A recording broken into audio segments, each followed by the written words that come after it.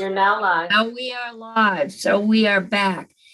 Yes, Maria, if you can share that section. We have a separate Sure. bill for the electric co-ops, and it had been our intention. And we just did a first walkthrough of that bill, so we've had no real discussion into the details. But it was our intention to add it to this bill when we heard that the House had already added it. So why don't you tell us what the problem with it is? And then maybe we can fix it. I think the committee would like not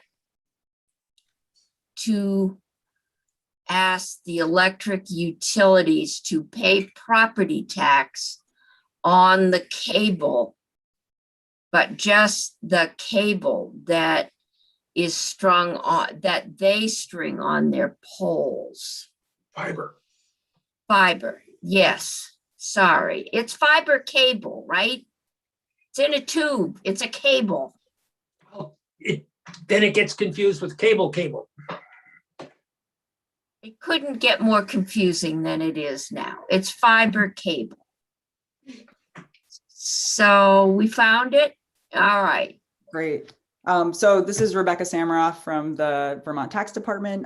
And yeah, to the extent that the committee is considering putting some of these property tax exemptions from the House version into the version you're considering now, I would love to be part of that conversation. And actually this one that we're looking at now together, the one in sub 19, this one's pretty straightforward in from a tax administration perspective. Like a lot of bright line, clear definitions. It has to be owned by the electric utility, leased to a CUD, or it looks like to an ISP working with the CUD, and built after a certain date. So the structure of 19, we actually didn't have any concerns with. It was sub 20, one below that seemed like it would be a little hairier to administrate as is. And that's like some of the, problem solving I wanted to do with the committee together. Okay. Why don't you, it might be helpful to let Maria tell us what's in there first. Perfect. And then we can troubleshoot it. Because we have not been over this section of the bill. Okay, so Maria, why don't you walk us through? Sure. And did you want to go through both 19 and 20? Yeah, let's do 19 and 20. And this is the request from Washington Electric that we've heard, but there are other utilities that may or may not be interested in forming these partnerships. That's certainly where it started. But you'll notice that in 19, this applies to any electric distribution utility, not just the co-ops or one of the co-ops. Yeah. And it applies to if they own broadband infrastructure, and then you'll see including structures, machinery, lines, poles, wires. This is all standard language. That's included in Title 32 that Abby Shepard included here, I think to be consistent with drafting conventions in Title 32, provided that infrastructure is leased to a CUD or to an internet service provider working in conjunction with the CUD. And again, the CUDs, as you know, are exempt from property taxation and is primarily for the purpose of providing broadband service capable of speeds of at least 100 megabits per second symmetrical. And this is for new construction on or after July 1st of this year. So subdivision 20, this is a similar exception, but it's property that is owned by an internet service provider. It also is infrastructure that's capable of 100 symmetrical, so essentially fiber at this point in time, and as part of a plan to achieve universal broadband coverage in a community or CUD with unserved and underserved locations, and also is constructed after July 1st of this year, and then further provided the plan is affirmed in writing by the Department of Public Service, and the broadband service is being provided pursuant to a contractual arrangement entered into between the ISP and either a CUD in which the broadband infrastructure is located or another municipality, if that municipality was not part of a CUD prior to December 1st. So a lot of conditions in there. And I That think one is not as clear. correct. I think that's what you're going to hear a little bit more about now. Okay. I'm trying to figure out owned by it. All right, so it's broader, right? 20 is broader than 19? All right, Rebecca, walk us through what the problem is. Yeah, so I guess like what we'd want to avoid, from a tax administration perspective is like a lister or assessor having to, make these determinations on their own. Like, is this going to an underserved community? What is a community? I only know towns and municipalities. Is it meeting all the qualifications here? So, just looking at this high level, it seems like that would be a really difficult thing for a lister or assessor to be able to determine. But then there's like the saving grace, I think, of this section is its reliance on a plan and for affirmed in writing, approved by DPS as drafted. So if there is, someone with some more authority on these topics that are, looking at a plan and saying like, yes, this plan meets the qualifications of this exemption, that would be a great starting place. And I guess what we would ask at tax is to clarify that a plan approved by, a body with some authority would include an inventory of this broadband infrastructure that was subject to the exemption. All right. And like just clarify that the plan has that inventory list there, because that's ultimately what like a town lister or assessor would get from the cable company is like an inventory of their business personal property and saying like this is all exempt, and it would be nice to have something for them to compare it to and be like, oh yeah, I see that you're part of this. But beyond just an inventory, there's also I mentioned the word community being like a little complicated for us in the property tax world, because Term of art. Yeah, term of art, totally. So if there could be an inventory in this plan that's like actually, like subdivided by town or municipality, that would be pretty crucial, because different municipalities, like some tax business personal property and some don't. And that's like ultimately the tax unit. So if there was just like one long list of infrastructure for the whole CUD, we could run into problems, if that wasn't parsed out by municipality. Like Bowl is in which town? Exactly. Yeah. Exactly.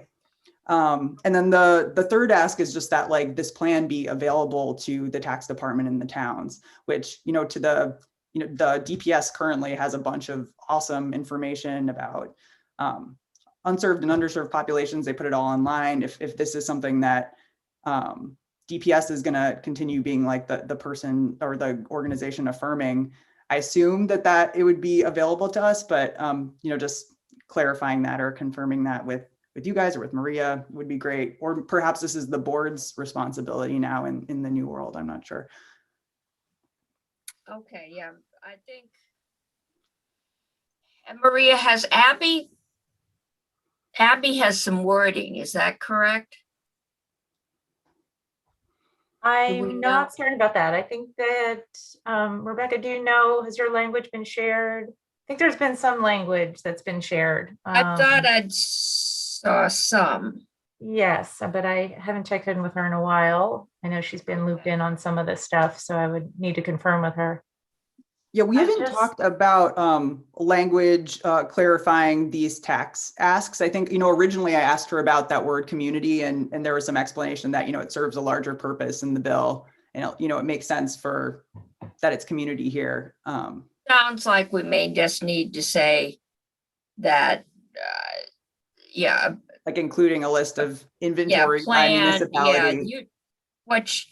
What we're trying to avoid, I think, is what we got into when we start putting up solar panels and backyard windmills, and listers were listing them all over the place because, you know, there was no history. So were they a structure? Were they an outbuilding? Were they, it was, and we had to clarify, I don't remember what we did, but we had to clarify, this is what they are, because some of the assessments were pretty high. And, you know, we're discouraging what we had been encouraging. So I think, yeah, we do need to ensure that there is a clear standard for what we are exempting. And we haven't really talked about the second part of that. I'm assuming that just makes it a little broader than the co-op.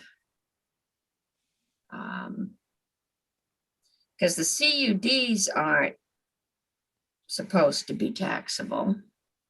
So we'll work on it and make sure it's clear. I think we got that message.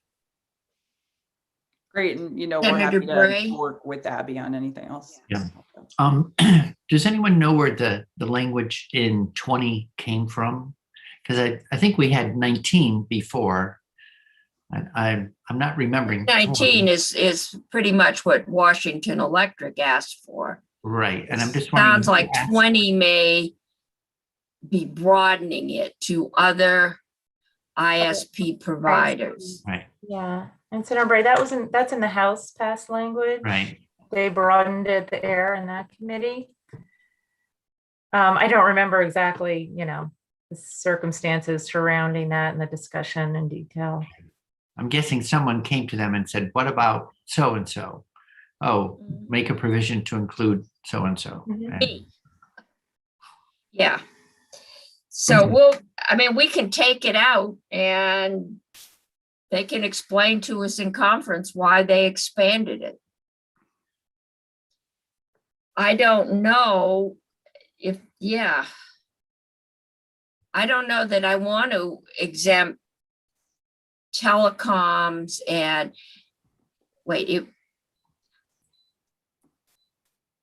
or other, do I want to let Franklin not pay tax on the fiber if they're collecting the rent off I don't know. I know with the electrics, you can't cross subsidize, so they would have an issue on paying the tax on the fiber with revenue generated by electric rates. I don't know about telecoms or similar. So, okay, Rebecca, maybe if you talk with Abby, and we'll see if we can get some language that's clear. Sure, yeah, happy to do that. Okay. We'll propose something to her and we'll copy you on that. Thanks so much. Okay, that would be helpful. Well, Okay. One sure way to have a conversation would be to strike it. Oh, we're gonna have lots of conversations. What page were we on? It's got to be I know we did 10.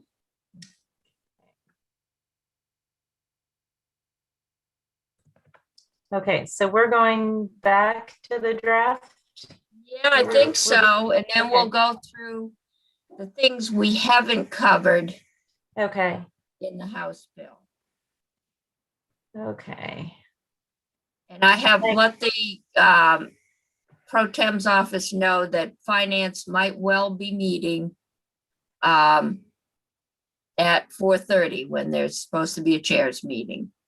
And I've been told that they will assure that finance has enough time this week. So this will be the first test of that assurance or insurance. Okay. So I think at this point, I'm not sure you were ready to make a a decision yet about how much funding should be available for pre-construction or construction. That's part of the interim discussion. I think, if I'm not mistaken, were we on page 13, kind of the beginning of the construction grant program? Yeah. And like pre-construction now, it specifies that these are projects that are part of a universal service plan. Then in terms of priorities, I think, and I'm not sure that this is just a list of priorities for construction grants. You wanted to give the high Okay. priority So to, this is, we're now into the discussion of the interim. well, it could be. This right now is just the construction grant program. Right, but So- it says you're on page 13, 14. I'm on page, well, I'm on page 13. I've been editing this document, though, I have to say, just to try to keep up with Okay, things. because it So says that the department funds prior to the organization, that the department is authorized to allocate up to Yes. 9 I'm million. sorry, yeah, no, that's Okay. the 9 million, that is part of the interim, and Yeah. that, I think that's a still maybe. Okay, well, a that's good better, time. because when we were talking before lunch, we were saying, well, they were allowed to do the connectivity fund and there was $1 million left, and that sounded woefully. So So you may want to this hear gives from, them 9 million.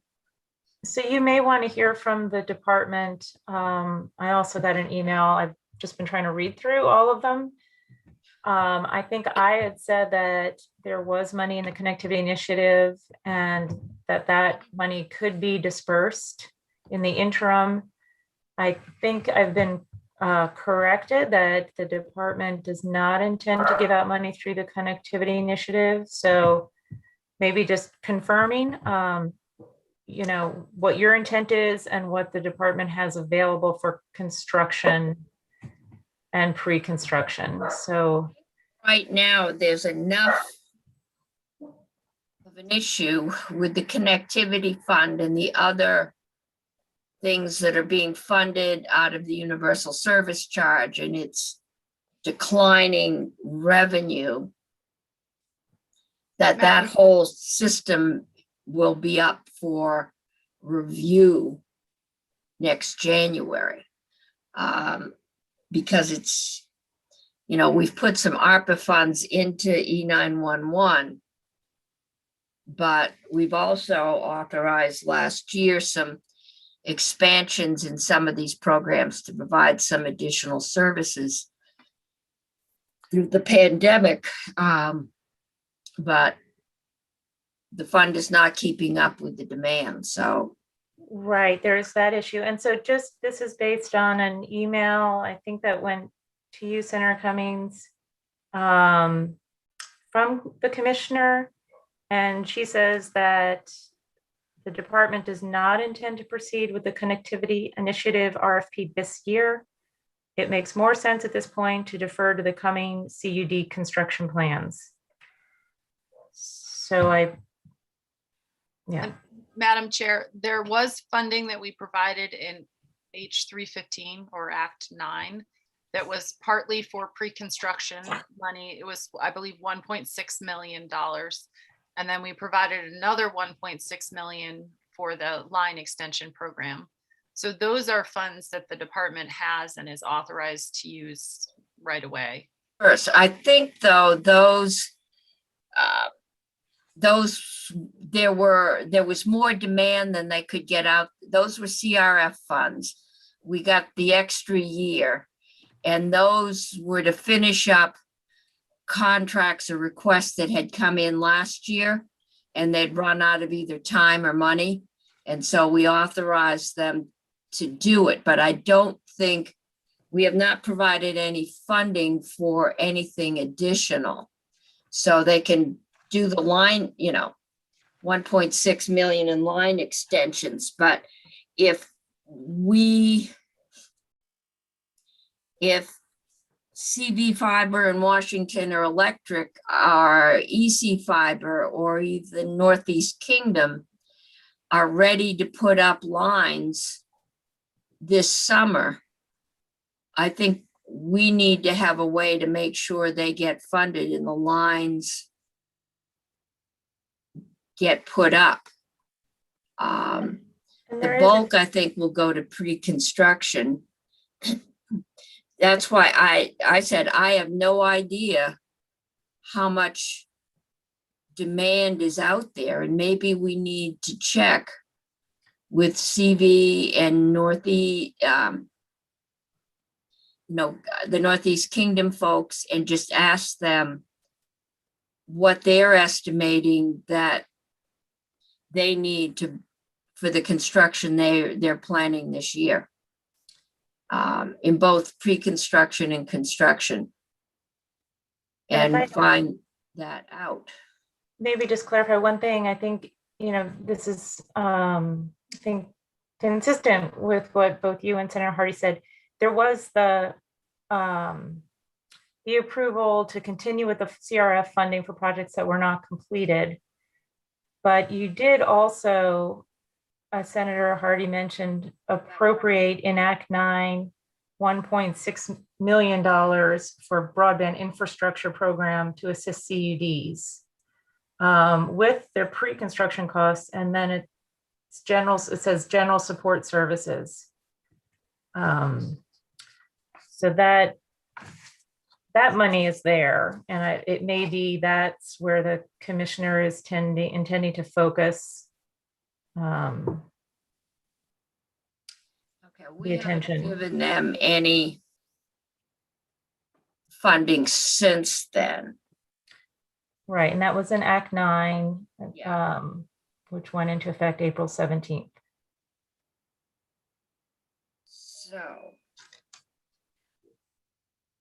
So what are we going to do this year? And once we decide that, we can have people in to talk to us. Try and get an email out to the CUDs, or maybe Madam- Rob Fish knows. Madam Chair, Yes. could I suggest this number, the 9 million, the House put in before we passed Act 9. So I would just suggest we put 7.5 million as the number and just leave it at that. And then it can be a discussion in conference. Because that would reduce it by rounded the 1.6 that we put in after they passed the bill out of the House. And then I have no problem leaving the 9 in. I mean, it's not like the budget is tight at this moment. But I think at some point we do need to know what CUDs are estimating building what this year. So we know what kind of a interim program we need to do. And maybe we could just see if Rob Fish might know if he can join us at some time to do that. So we've got a number. 9 is probably as good as any, because this is a separate authorization. And we've got a number, and that's for construction grants. And then we have pre-construction grants. And we've set up a pretty elaborate program in January with employees, and what I think we need to think through is, what are we going to ask the department to do? And what kind of resources are they going to need to do it? I assume we're going to ask them to do, they've got, well, as soon as they hire somebody from the Northern Regions grant, they have 2 people. I assume we're going to ask them to approve grants based on the same standards that we're going to ask the board to award grants on. And the question is, how much money and what kind of resources are they going to need to do that, so that you could, as you know, seamlessly kind of transition to the board and not say, oh, well, that's a grant that came before the board, so it's got different standards.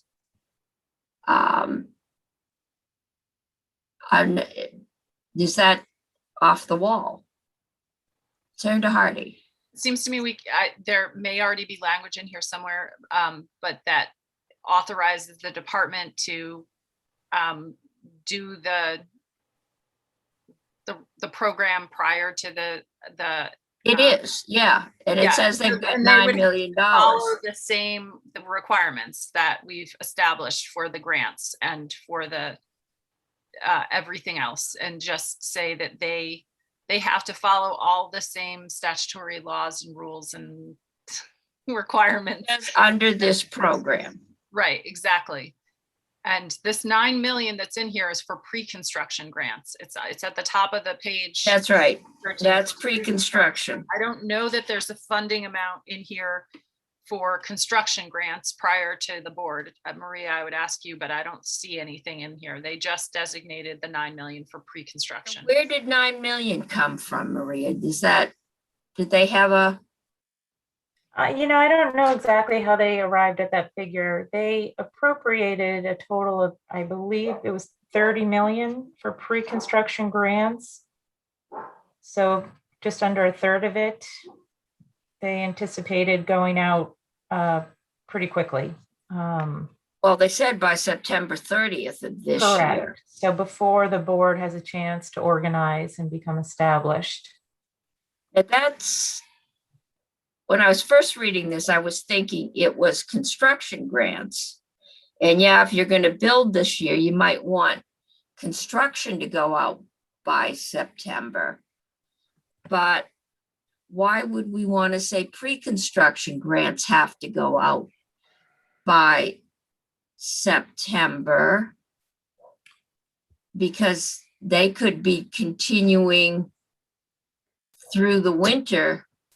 They're not building. They could be doing their engineering and financing and business plan after later than the construction season. So what we're going to say is, if you're not ready to go by the end of September, you don't have a chance to get anything until probably February or March of next year, because this board's got to get up and running, and they're going to have to get the construction grants out for next year. And I think the intent was that this is just, the 9 million is just for the department to start dispersing the pre-construction grants immediately. And then once the board is organized, which hopefully would be in early fall, maybe a little bit earlier, because you have the executive director being hired by the governor as opposed to hired by the board. So that might save some time. So, but at that point, once the board is organized, it can begin implementing all of these programs. So it would be able to give out additional pre-construction You're grants. seeing the board then is being organized by October, to pick a date. Right. All right. And just having to do some fancy footwork with the cannabis board, that's optimistic. The governor may do it. He probably likes this one better than cannabis, so that might be a motivation, but I don't want to underestimate the time it's going to take to get this board set up, to hire highly skilled people that may not be just sitting out there waiting to start work in 2 days. I don't know. Madam Chair, I think that's why they have the money that the department can distribute beforehand. Yes, So that's why they do. So I think that that's covered already. And then, so we should. I don't. why not? I don't understand. Well, it's covered if you're assuming that you can only do pre-construction grants through the end of September. Construction needs to be out the door. We did that because you have to build before it snows. But pre-construction grants could be ready to be approved anytime. If you do Right. this, so, but if they're assuming the board is up and running in October, I'm questioning whether or not that's a realistic assumption.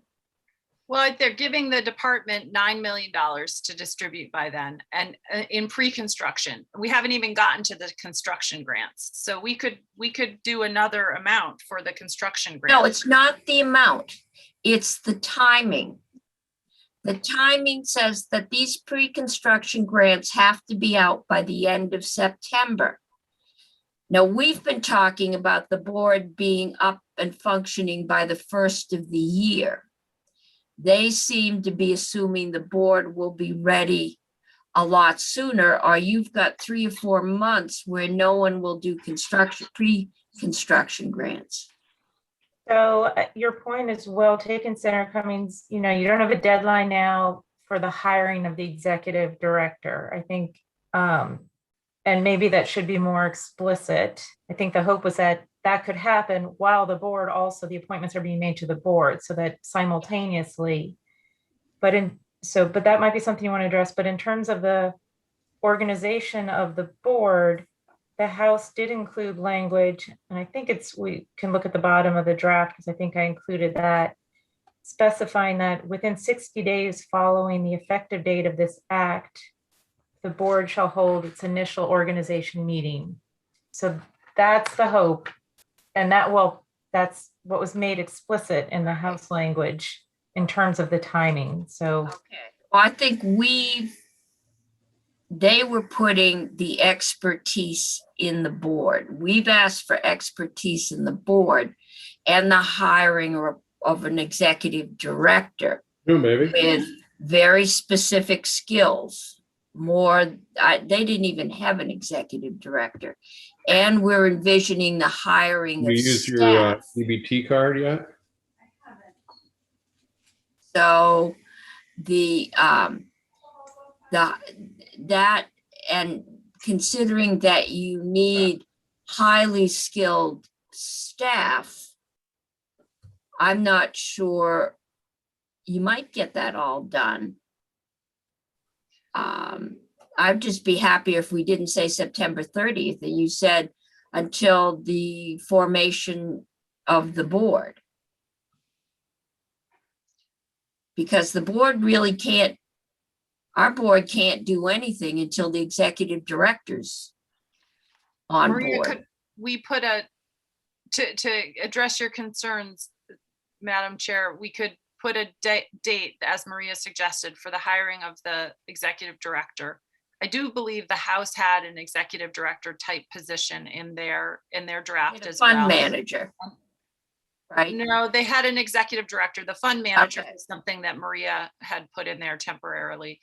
And they had a bigger board even. So it's Yeah. only 3 members with 3 different appointing authorities. So that won't take as long. And an executive director, we could ask that the governor, or we could require that the governor hire that position by September 1st. And we could, try to get it expedited. But we also can extend that date so that's not September 30th. It could be, they have that So much the money board until is- January 1st or until a board is in place, whichever comes first. Right. I think that is better. Unless if we want somebody really good in here, but we tell them you've only got 60 days to find that person. Hopefully you'll have applicants for the job. You'll have to interview the applicants. You'll have to weed them down, have them here for interviews. I'm not sure, if we just say hire somebody in 60 days, you could get a political appointee. And I'm not at all sure that's what we want. I think we want someone with a high level of skill. And I am not at all sure that that person is sitting home watching us on Zoom, just waiting to be hired. I mean, just the hiring processes I've been through for executive directors, I think it took us, the board, I'll bet you took over a year. But we were very deliberate in planning to hire an executive director at VSAC. And then have that person have to hire their staff and set up an office. And I think to think you're going to do that by the end of September may not be realistic. Not at the level, if you just need to hire 3 guys off the street, you can do it. But at the level we're talking about with the skill level, I'm not sure we can do it. I don't want them feeling that they have to hire somebody by August 30th, so they'll be ready to take over by September 30th, and you feel like you have to take somebody that you don't really feel is the best choice. So can we put that language in that says that by a certain date or when the board is organized, whichever comes first, so that it sort of covers both bases? It provides a timeline, but also gives them flexibility if they don't meet the timeline. up until well, are we talking about giving the department a date? Well, for the expenditure of the money, so September 30th, we could say until on or before January 1st, or whenever Or the until the board is up, whichever, yeah, that Yes. you can do. And that would take care of that. I think giving some kind of timeline for the appointment of the board and the hiring of the executive director may be helpful, just so there's some urgency. I mean, I'm assuming the governor will feel the urgency because he knows we have to spend this money fast too. But We just, will. you know, your point is well taken that sometimes it doesn't go as planned and you don't have the applicants you hope for and it takes longer. But I think also having some kind of timeline would be helpful to make sure it gets going. Yeah, I think we can do a timeline. I'm not sure how much power we have to tell the governor what he has to do within so many days, but we can try. Okay, so up to 9 million. All right.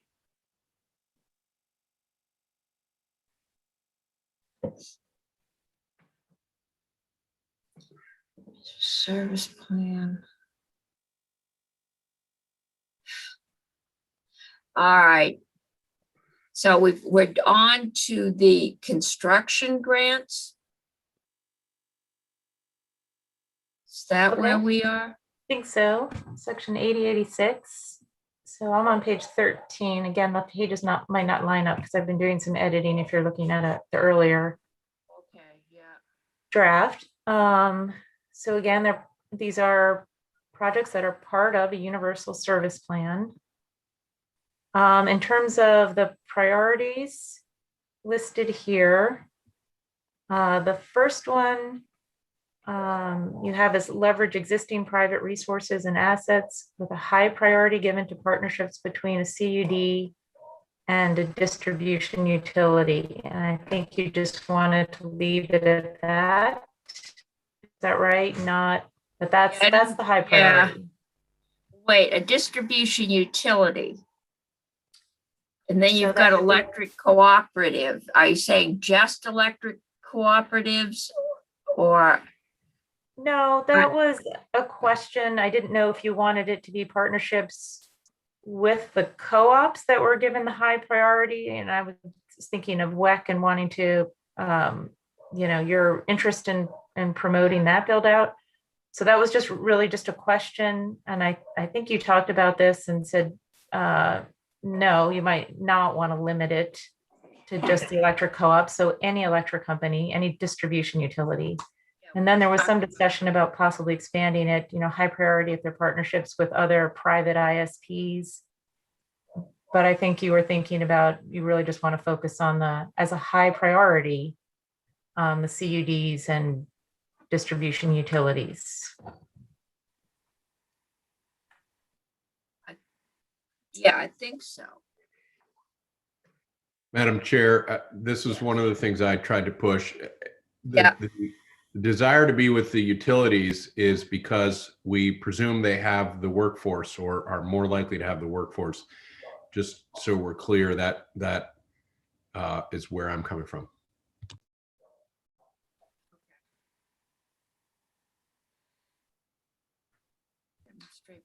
So is that one? Everybody good there? Yeah, I think so, Maria. Okay. So then in C, the board shall establish policies and standard grant terms and conditions that. And this first one, I just Maria? quickly, yes, Can I interrupt for just one thing? of course. I'm hesitant to bring this up because I know it's been a long discussion, but there was just a court decision yesterday about net neutrality. I don't know if you all saw it. Did you see that, Maria? On net neutrality or on Yeah, affordability? it was on net neutrality. Somebody forwarded me, it was a federal court decision staying the net neutrality provisions in law, saying that I can pull it up, but anybody could just say they can't meet the net neutrality and then the state cannot require them to do so. I don't know how that impacts this because these are optional grants, but it just came out yesterday. Okay, I haven't seen that yet, but I will find it.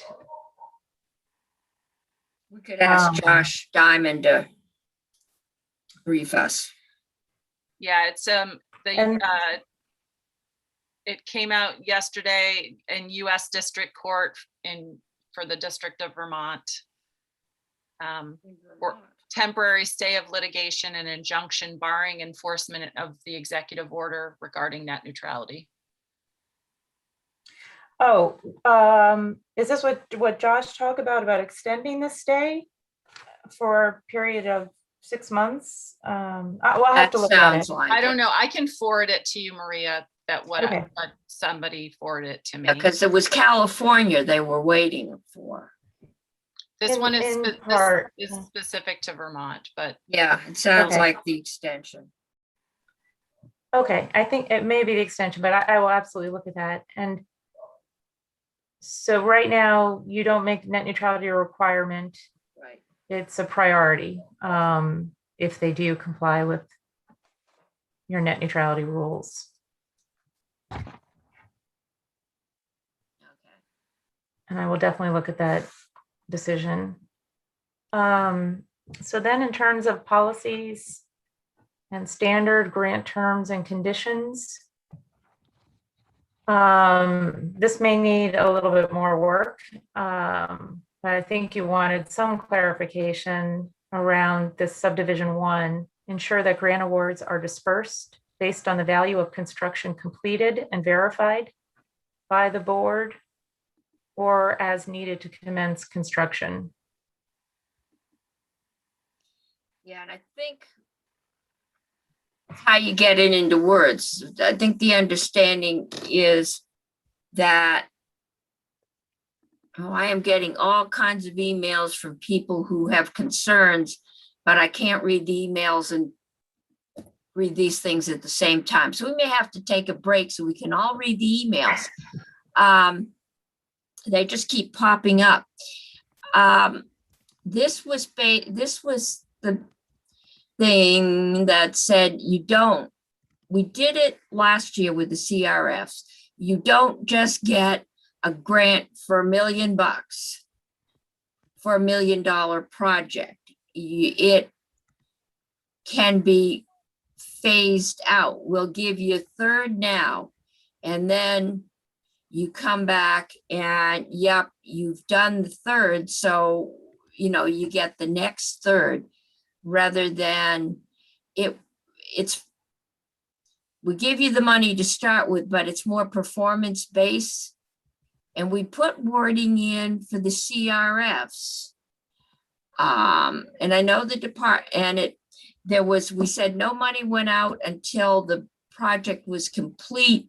And then we had discussions about, but they need to buy equipment and, you know, so they could get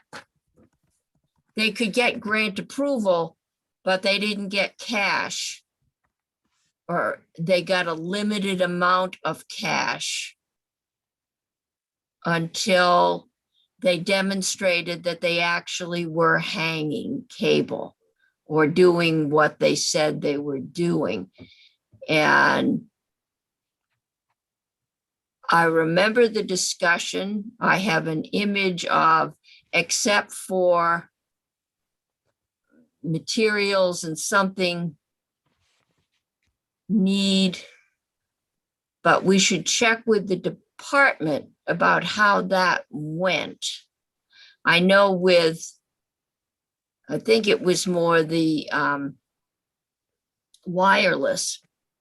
They checked the speed before, you know, make sure that the speed was as,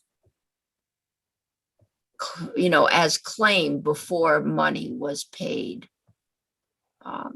And I know we did this, but the concern was that we didn't just tie up a whole lot of money and have it sit there, or not, that there was some control. It can come out. Is anybody else here?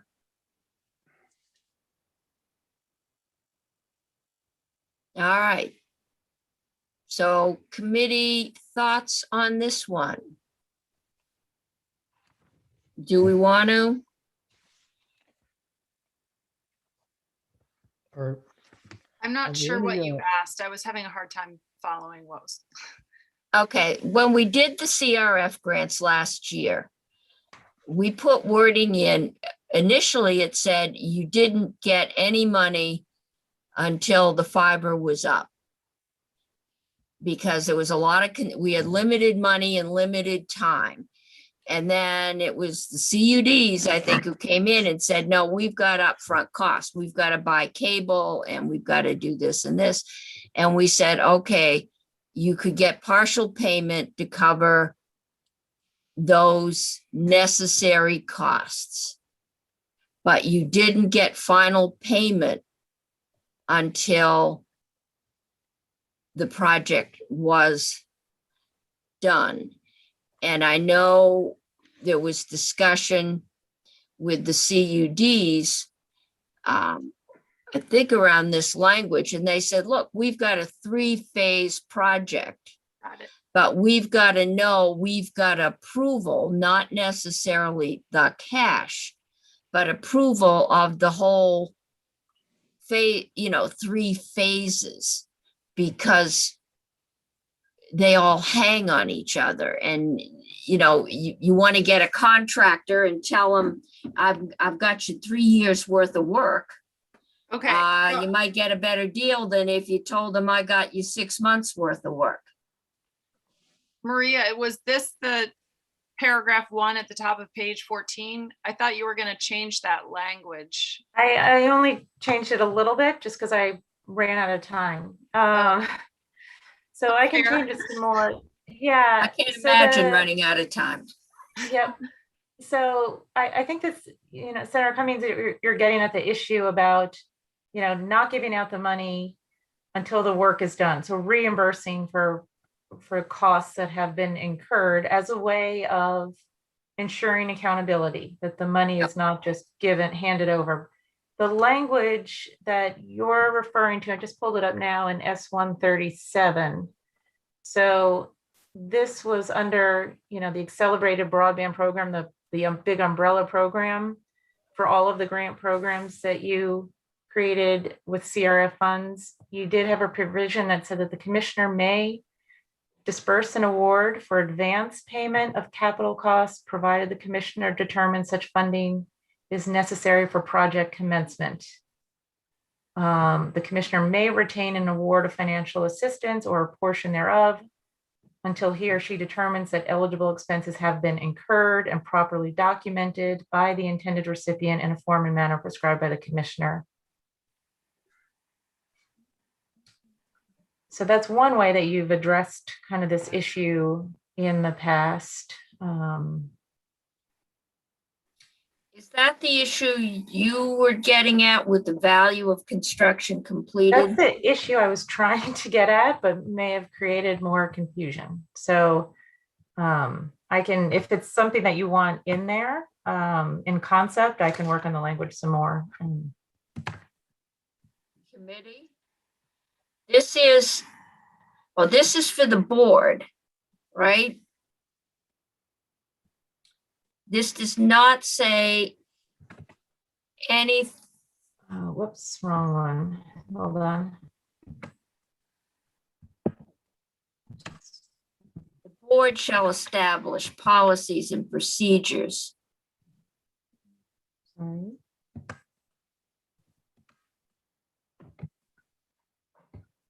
So this does not, again, have the department, except I was reading the section by section and it said they could continue the connectivity fund this year. So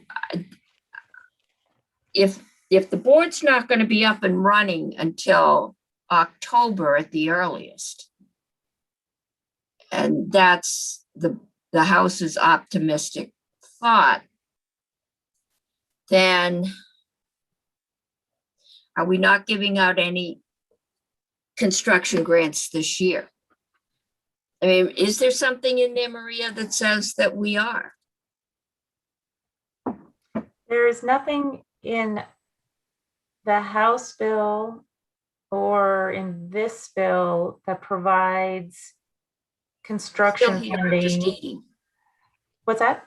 I said, I'm still here, I'm just eating. Okay.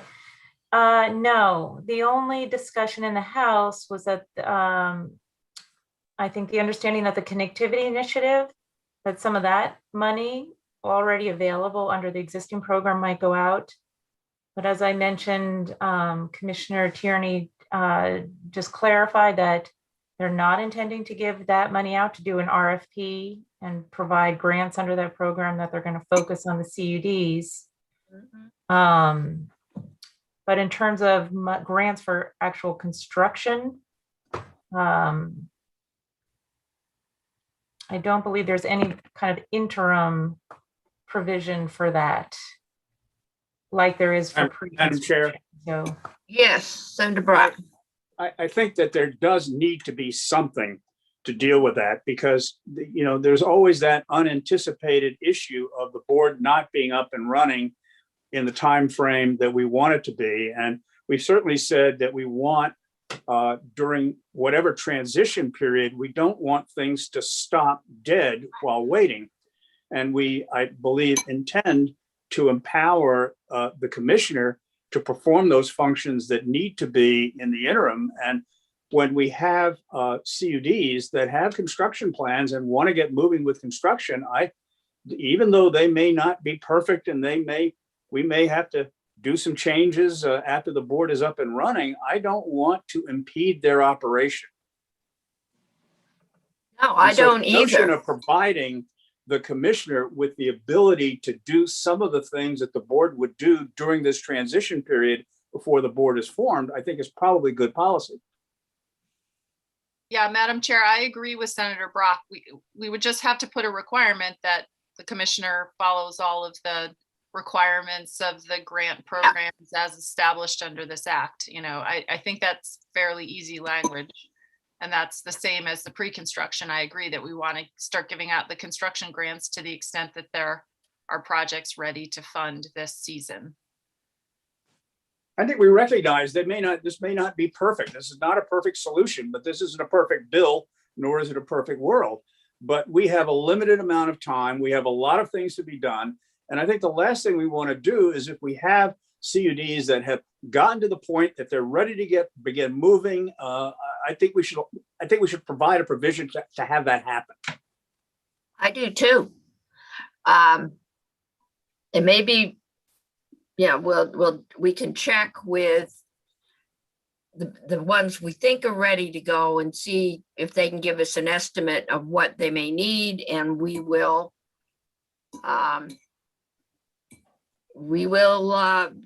find a number to put in here.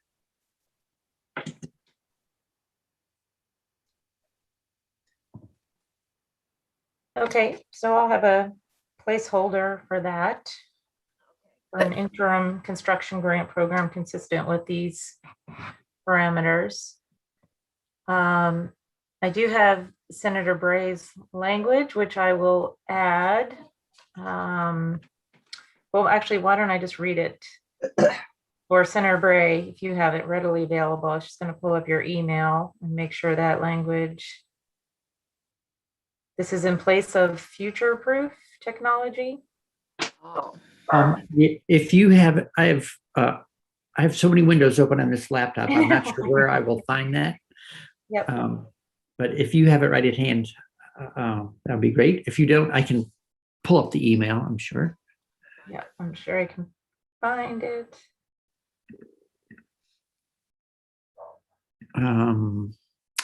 I suggested, Okay. you got it? Yeah, I just pulled it up. So instead of future-proof technologies, technologies designed to maximize service lifetime. That sound right? That's it. I mean, we want something that's going to last a long time. I thought about upgrades, this, that, the other thing. We could get snagged on so many things. It's like, we're looking for a long service lifetime. That's really all.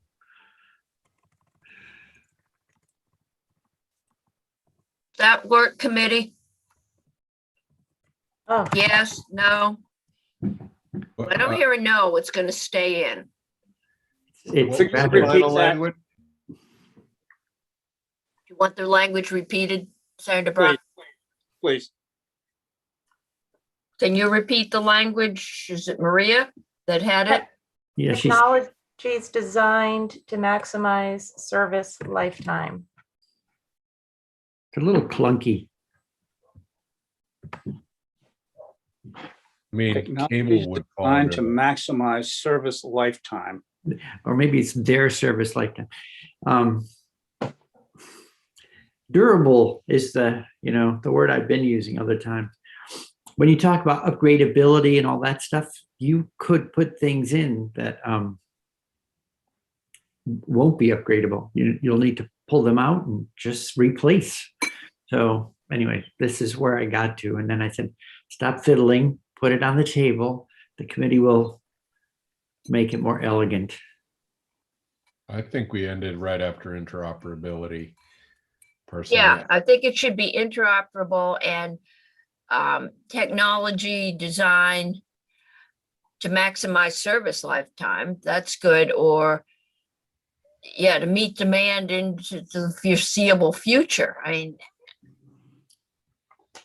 service, yeah, any of those, I think.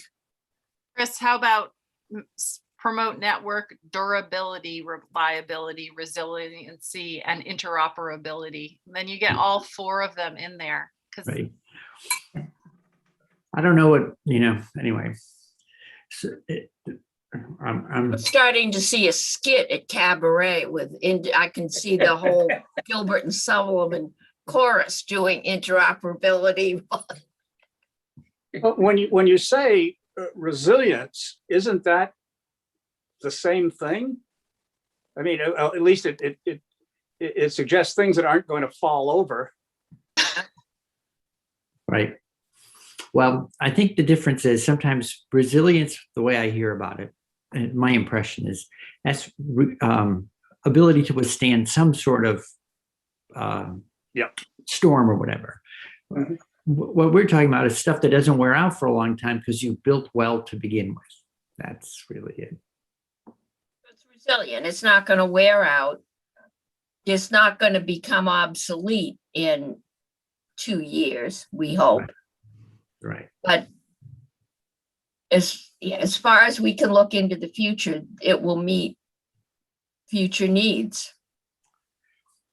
Well, I have another idea. How about if we just leave it, keep going, and I promise to come back with something better. So I guess you could say technologies resistant to obsolescence. Ooh. There you go. Well, But that goes with the first part of the sentence. I would just say, Oh, and it's not 5 o'clock yet, guys. We're getting into I need to come back oxymorons. on. Madam Chair. Okay, I'm back. As Yeah. I've listened to this conversation, I just keep asking myself, would we say that cable hits this, and cable will last a long time? There's sort of a big leap, right, between cable and fiber. We're insisting on fiber by virtue of insisting on 100. So I'm not sure we need to really restate it. I think we've made that hard choice, and we're not quite landing on language that, it's hard to say what seems like a common sense thing of future proof. Hard to put that into legal language. So anyway, I'd be tempted to just put a period after interoperability. That's a hard one to say. Yeah. And believe that we have handled it elsewhere, but that would be fine with me. I'm fine with that too. Yep. I mean, I think we've covered it in the 100. And I think, didn't we even say expandable Yeah. or it's the upgradable definition. somewhere Yeah. in there? Yeah. Okay. Well, Madam let's keep Chair? going. Wait, Madam Yes. Chair, I still am not satisfied with the language in paragraph 1. It doesn't, the dispersed on the value of construction doesn't make sense to me. No, I think we decided we would take a vacation. Maria, did we ask you to see if you could draft something that said, Well, that you the can put, disperse- so the idea, yeah, that there's some payment schedule that works, that ensures accountability. So maybe just saying that, but also, the language I read earlier, recognizing that some startups might not have capital to do anything, and so they'll need advance payments. So Well, that's, and perhaps just a payment Yeah. schedule designed to ensure accountability. Yeah, designed to maximize accountability. Yep. yeah. Right, because the board will create specific policies surrounding this. I mean, that's what this is. This is under the policies and standards that the board is creating. So I just want the language to be clear. I mean, it sounds like what you're talking about is reimbursements, but that's term is never used. We did use reimbursement last time. But then I think we're realizing that these guys don't have any cash up front. If you're dealing with CUDs, if you're dealing with other entities, they may well have cash up front. And so the desire was to give them what they need to do the job, but to phase the payments to ensure that, and because money still is limited and you don't want to have $10 million sitting in someone's bank account and they can't get either the fiber or the staffing, or they've run into a major hitch and they can't get things out the door. In the meantime, you've got other folks that could use the 10 million. Right. Uh, I think so- that's fine. The way that she has it worded now is fine. It just didn't make sense to me prior to this. So, Okay. Can I, just at number 2 here, I'll say for me, I would like the board to create a standard for the CUDs in particular. I think we're a little bit more limited about the other players. And right now we have that they're adopting standards. So do people care if we make it just one standard? Oh, Maria agrees. Okay. No, I was just wanted you to be able to see it. I can change it however you want. Yeah. Is that okay? I mean, Yeah. okay. Should I think so. specify for CUDs or just? I mean, this is in their grant process. What's I guess the only question I these are have, terms. is there a single industry accepted standard?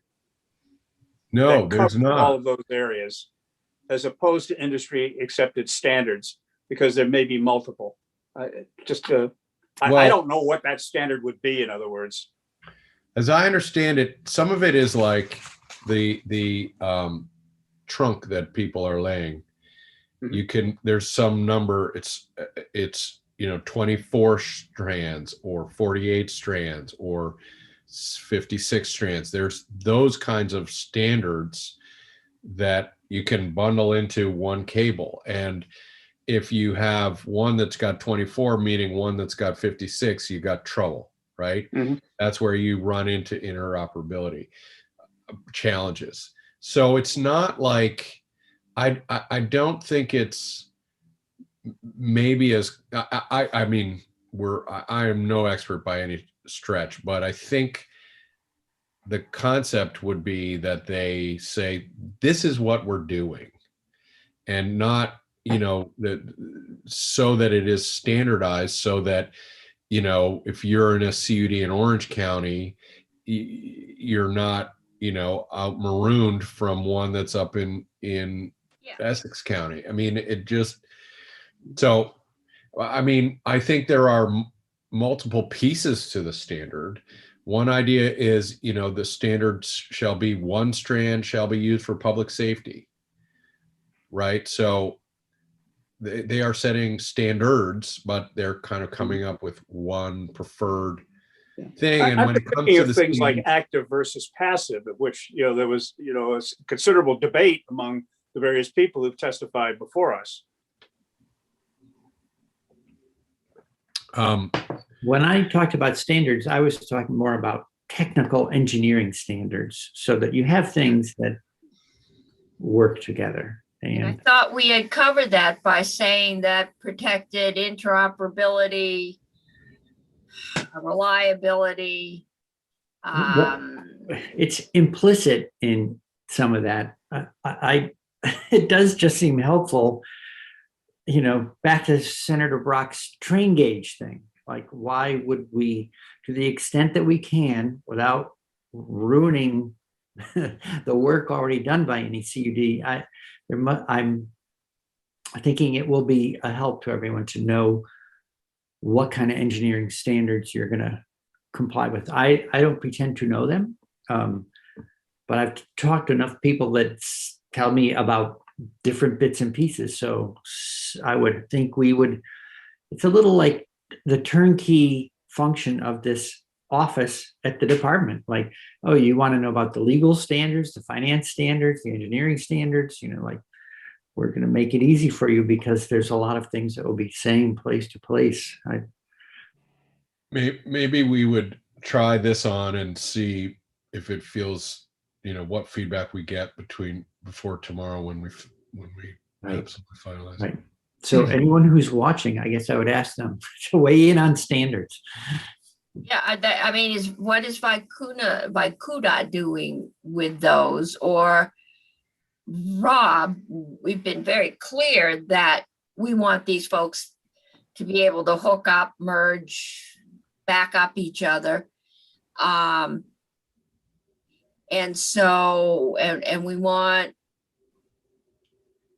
well, we're still working, I think, on the definition of open access, but we wanted not necessarily that you have to sell to your competitor who can then underbid you, but that you do have to provide public access. I assume that would be some public safety access if necessary, you know, the whole PEG study. Right. Right. And those are But- like operating standards, right? Or, Yeah. right. But the engineering, I mean, we've been very clear that we want these folks, if necessary, to be able to work together. And you Mhm. can't have something that can't be spliced in to the next town. Right. And I don't know enough to set, we can ask the board to establish an engineering standard. Right. And, you know, just in case it feels far-fetched, there's Betamax versus VHS. There's stuff going on with charging cars right now. What kind of plugs, what kind of voltages, what kind of amperages. And it just makes it more expensive for everyone because someone ends up with stranded assets. So like they invested on something that didn't win the war, and then it's a problem for them in the long haul. Okay. So we'll have the board set a common engineering standard that would ensure reliability and all those other things in that Gilbert and Sullivan recitation we're setting up. Okay, thank you. And just because I don't know enough to even know where to start with an engineering standard. All right. I have a question on number 4, if you're ready to move on, Madam Chair. Yeah, I think we are. All right. So this seems sort of straightforward. Prohibit the sale or transfer of grant funded network assets without the prior written approval of the board. The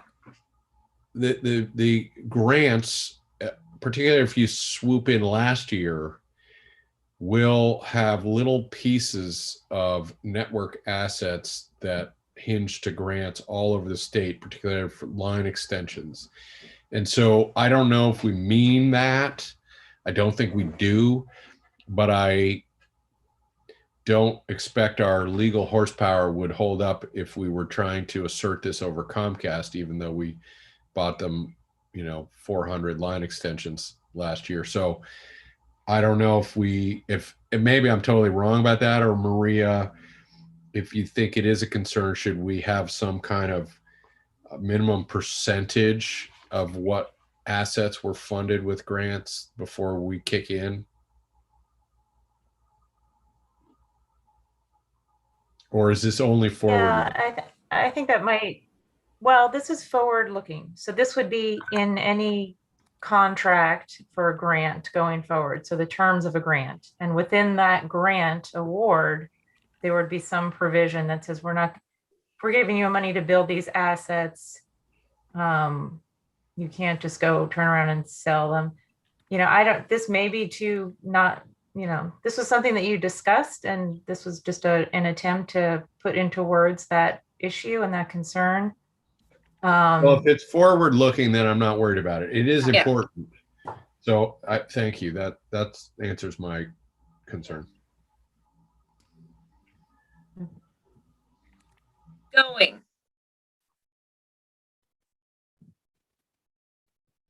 Okay, so I think then, Madam Chair, and subsection D, yes. I have a question on subsection 6. Yes. So I'm not, I recognize this language from previous legislation, but I'm not sure exactly what's in Administrative Bulletin 3.5. And does this require things like Davis-Bacon wages to be paid on these projects, or mini Davis? I know we passed a law that all projects funded with capital fund dollars that are over 100,000 have to pay Davis Bacon or Minnie Davis Bacon wages. I don't know if it would extend to money put out by these grants. I don't know why it would be any different. It's taxpayer dollars. But I don't know if this covers it or not. So I'm not familiar enough with either of these bulletins. I just, to be able to answer that question. I can pull them up, I can share them with you. This is just the standard language that would applies to all the executive branch departments and agencies and boards that administer grants or contract for services, but I'm not at all familiar with them in detail, so I can look through them, or I can ask Becky Wasserman if she can Okay, thank provide you. a summary for you. I also had a question, Madam Chair, on, are we going to come back to net neutrality? I thought we had dealt with it. Well, I thought we were getting something from, I don't know if it was Josh or the decision that Senator Hardy mentioned. If it's a Vermont decision, I can't believe it's anything more than the agreed upon stay, because I think we all would have heard about a hearing. That's how I'd see it. But as I understood what Josh was saying, that both the stay and Maria's legal opinion was that net neutrality in the state of Vermont is effectively the law of the land. And I, for one, don't think we should prioritize something like that. That's like saying, to me, that's like saying, we'll prioritize CUDs that pay the minimum wage. This is Do you want to just take it out? you could take it out, but I would not. I think that would, if you want to go by it's the law of the land, it's been stayed as the law of the land. That's not what how Josh explained he was going forward with this stay. I forwarded you all what I got, so you can look at it, Senator Sorokin. Okay.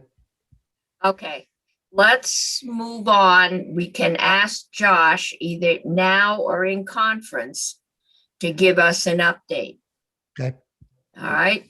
The only thing that I would say about that, I don't want to speak for Josh, but I don't know if, in the way you described it as being kind of the law of the land, if he's speaking about Vermont's law that requires net neutrality for state contracts for broadband service, that they're not enforcing it, that there's a stay, a temporary stay barring the enforcement, but they're still writing it into contracts or something along those lines. Right. So I think he might be, speaking about that, which is different than grant awards. So that Vermont's law, existing law, doesn't cover grants, broadband grants. So if you, That's true. That's true. It doesn't technically cover it, but it would be policy-wise, if you're applying it for contracts, you certainly would apply it for free money. It would seem to me. But All right. So what are we doing in this? here you're just making it a priority. right, Just a priority. It's do a you know what- priority. Yeah. Senator Pearson. So, Senator Sorokin, you don't want it here because you think it's already applies in more than priority?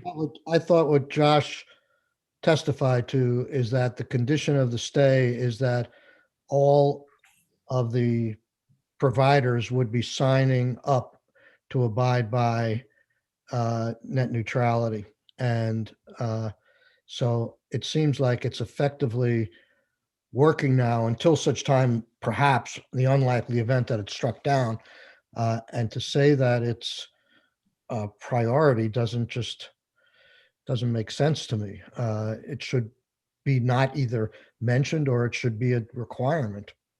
But Senator Pearson said that there was some non-neutrality going on, and Well, yeah, there was, and then it got delayed from Comcast.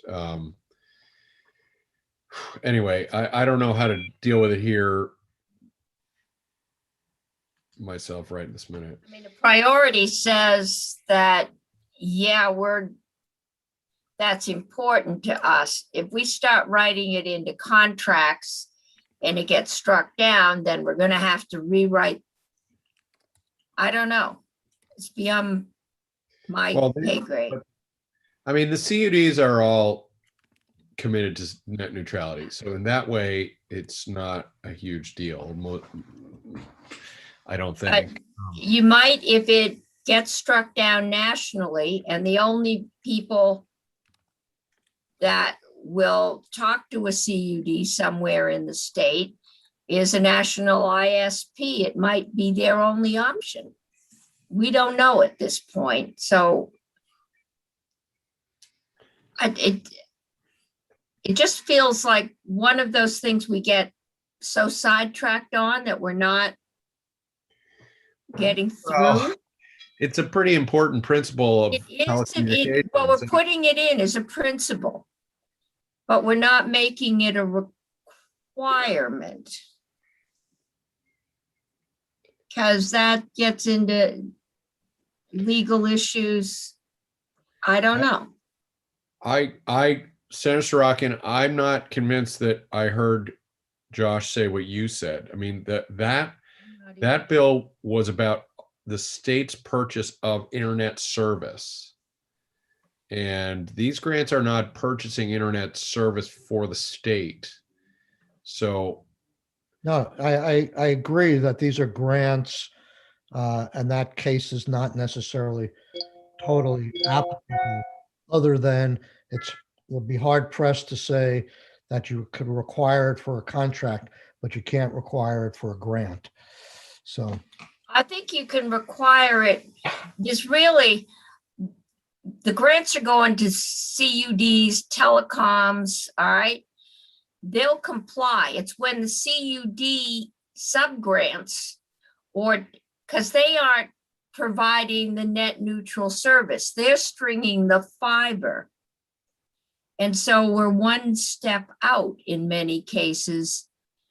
And I'd be happy to call Josh Diamond. okay, see if you can get this straightened out. And it's that one step farther out. If we lose nationally and net neutrality goes down, does that mean a CUD can't lease fiber to anyone who isn't net neutral? no, because this I is would just assume a there'd be priority.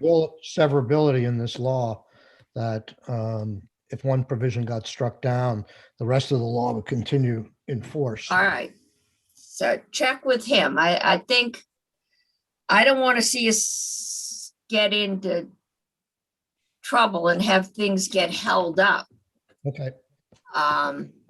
When we've already said this is a priority, and grants will be rated based on how well they meet the priorities.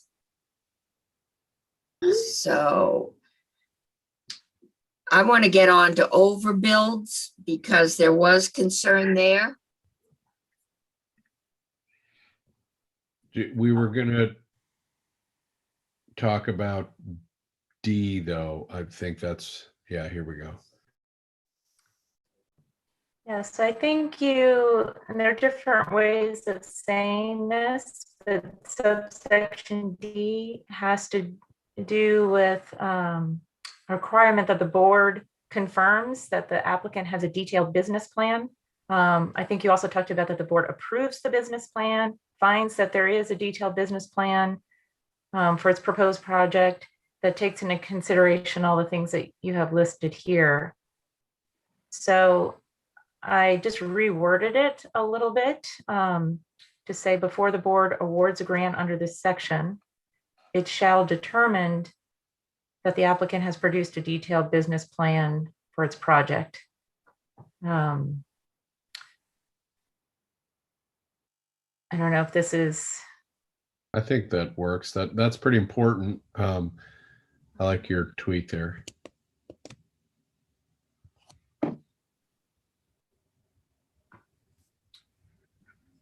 Everyone else, so are we okay with that? So Well, it's detailed. We want it to be viable, not just detailed. It may be very detailed,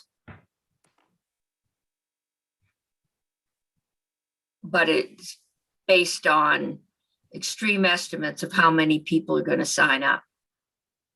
And we want a viable Sound. plan. Yeah, sound, detail and sound, detailed and viable, the business plan. All right. It's viable. Good. Do you want details That also? work? Okay. Looks good. Okay. Good as anything at this point. All right. So this subsection E concerns overbuilds. And again, it was modeled after a provision that was in the section on the VTA.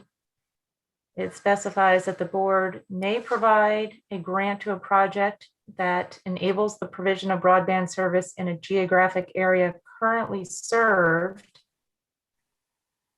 provided that the project is the most cost-effective method of providing broadband service to nearby unserved and underserved locations. And before awarding the grant, the board makes a reasonable effort to distinguish served and unserved or underserved locations within the geographic area, including recognition and consideration of known or probable service extensions or upgrades.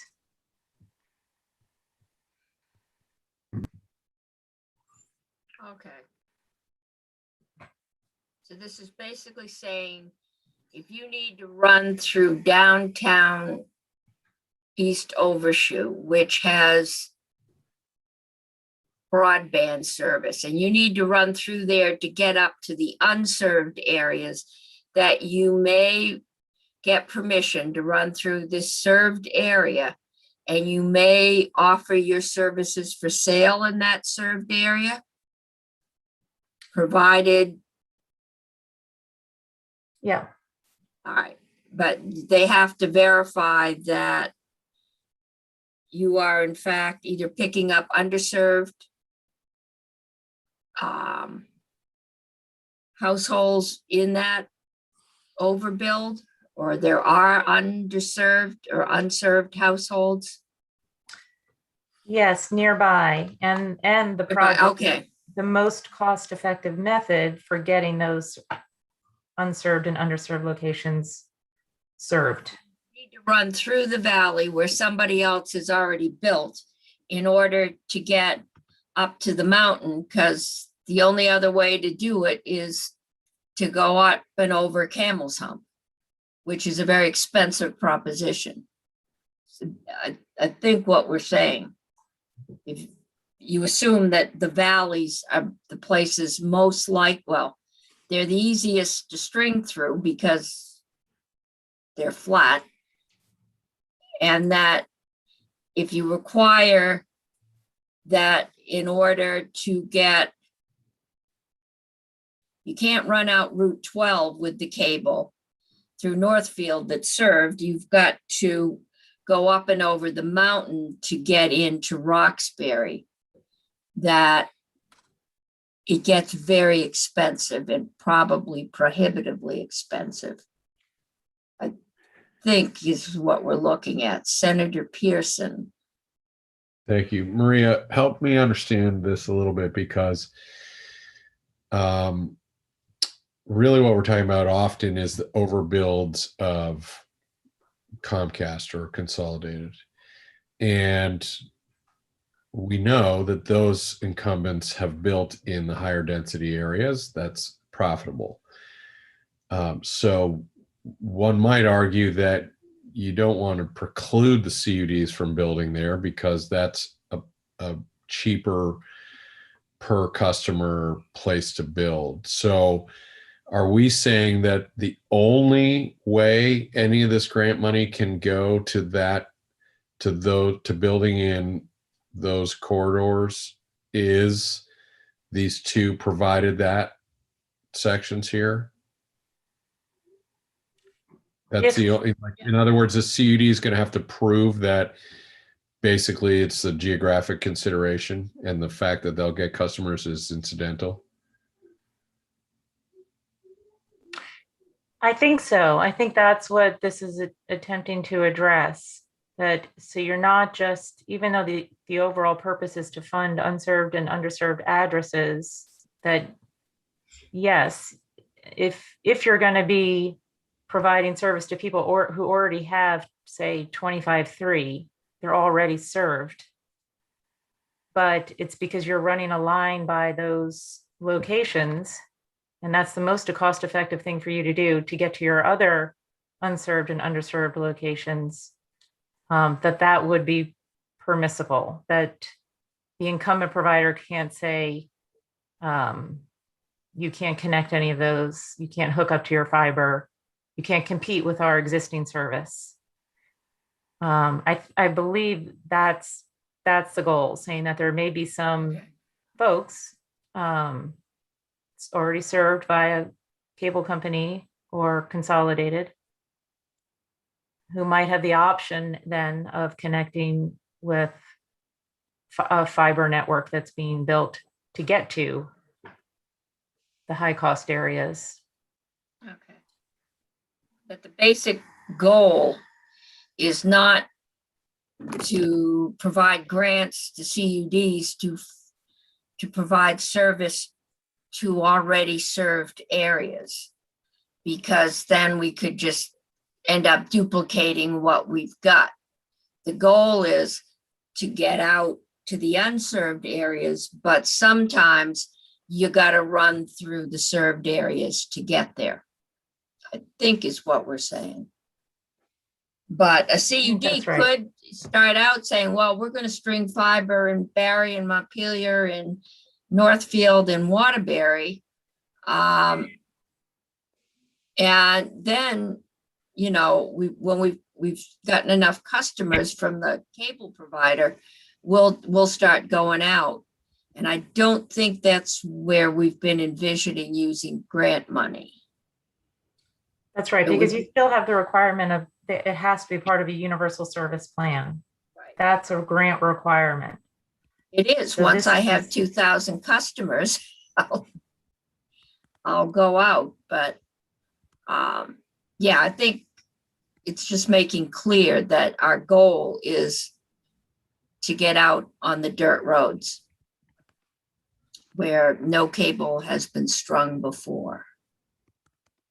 I think that does it. No, yes, I'm not hearing no, so we can move on.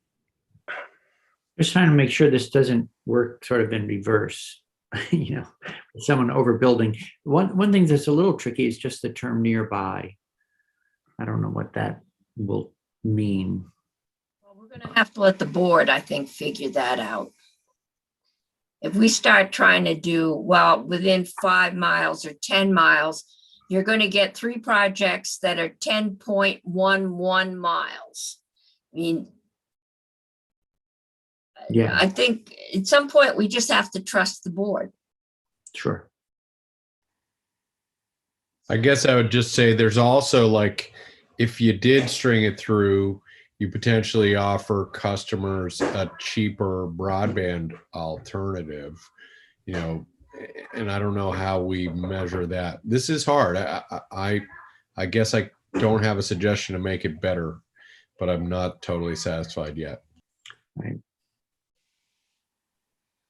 Well, we may be solving a problem that never exists. I mean, we don't know what's going to happen. It might never appear, or maybe just once. So Maria, why don't we keep going? I think this is as good as we're going to get on this one. Okay. Grant to an entity that is not part of a, okay, yeah, line so that's extension actually just a upgrade. Okay. technical- Yeah, you can. Yeah. All right. So that would be for an ISP to do a Correct. line extension, right? This is for any Vermont internet service provider. Okay, so but the program we had last year is the grant went to an individual property homeowner Correct. to pay Yep. for their line extension. That's right. Up to $3,000 could be awarded to each customer for their costs related to a line extension to their household. So you could, But there was, yes, there was, because somebody was not participating in the program. There was a requirement on the other side. Because I had a constituent who, and I said, well, we've got this program, and her ISP wasn't participating. So there was some kind of a financial subsidy required of the ISP in that program. And I don't know what it is, but this is giving the money. This is back to the old connectivity, kind of will give it to you if you're going to extend 3 miles out, or we'll pick up 10 more customer kind of thing. yeah, well, it's very similar to the line extension program, right? It's not a universal service plan. It's perhaps extending a line to several customers down the road. It's Right. making some of it money available for that, but there are some conditions. Yeah. Right. So a couple of things to note about it. One, there's an exception to the 100-100 requirement. So this is for line extensions that could be cable, coaxial cable, right? So something that is a minimum of- That's when we were giving grants, it was to get whatever was hanging on the pole 1/4 mile from your house to your house. right. So That this was is last year. But we've also, under the connectivity fund, been doing RFPs and giving legacy providers or anybody else. And it was it wasn't a line extension, but it was a service area extension. But, you know, for X $100,000, we will go out. It was a subsidy to serve areas that it was not cost efficient for a for-profit to do.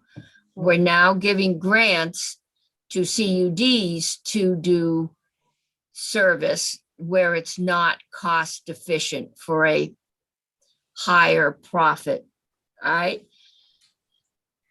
right. So the existing connectivity initiative, which funded service that was at least 25.3, was available to, I believe, any internet service provider serving unserved and underserved areas. So the department issued an RFP. So that program has been in place for a while. Yeah. Then there's the line extension program you just created with CRF funds, and then you reallocated an additional 1.6 million now, that just this session, for that program. So there is money going towards line extensions, the customer costs. Okay. This is now, and there was some discussion about this, and I don't know if you would like to have this type of provision, but This is in the House bill. This was not in the House bill. This is not in the House bill. No. Okay. This is a kind of a broader, maybe getting at, areas that just might not be part of a universal service plan.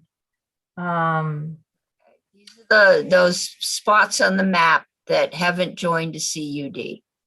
There's a few of them. It could be a provider, an ISP that's trying to reach additional customers where it's not likely. But with the conditions that I put here are, so one, the service has to be at least 25.3. So it might not be fiber, but it's got to be at least 25.3. The project has to be consistent with any existing universal service plan. So if there is a small telecommunications carrier or a CUD that's intending to build out and has a plan, that the projects funded here, it says consistent with, the idea is that it's not going to undermine the viability of that service plan by chipping away maybe at some of the households. That's the just general intent language. So Maria, it's either, yep. maybe a better way of phrasing that would be is not in conflict with, so that, because consistent, I don't know, just thinking that it doesn't undermine a plan. Okay, yep.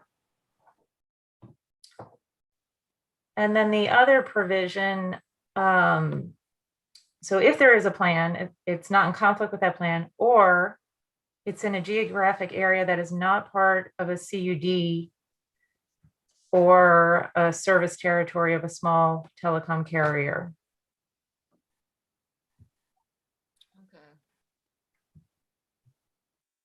So to some This extent, might be a 9,000 way to get the legacy providers, give them a subsidy to do up that back road, when the only other alternative would be for CUD to overbuild their territory to get to 10 people up that back road. So, the bulk of the people in the state are at this point served by legacy providers.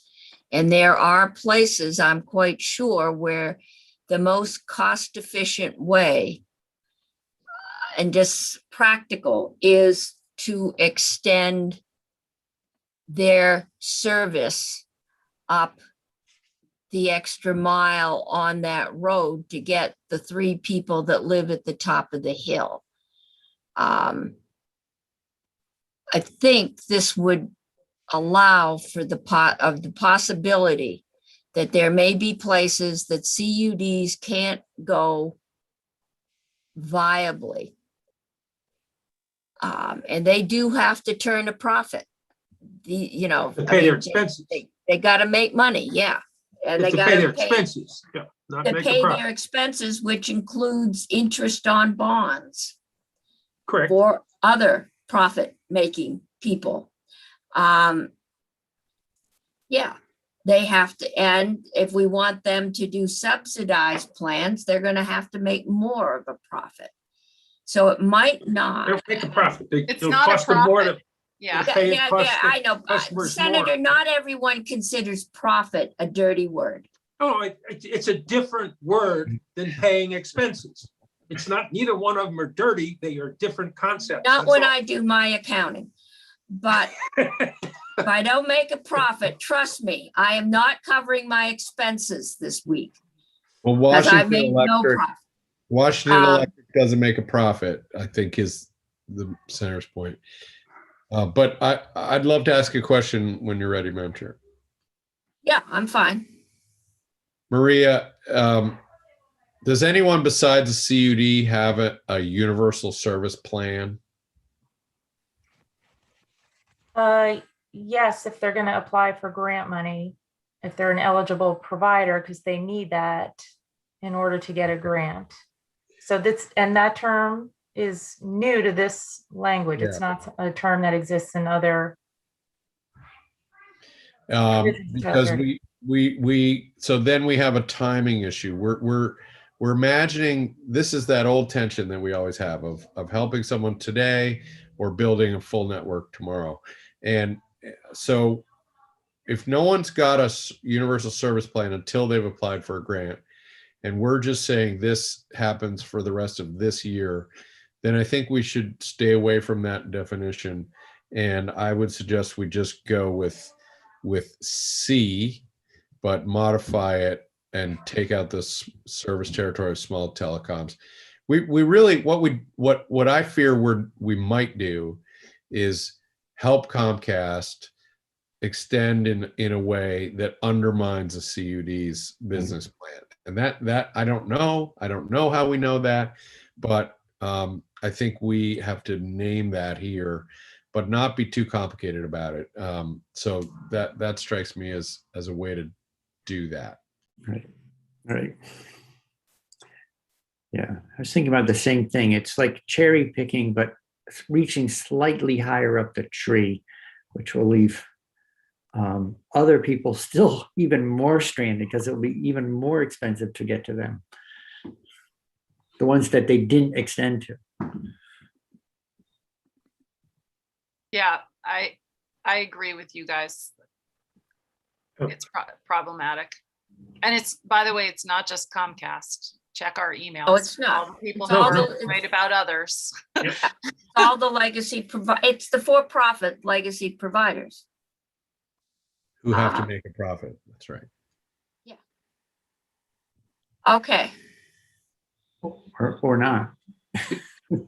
that is also possible. We've had some.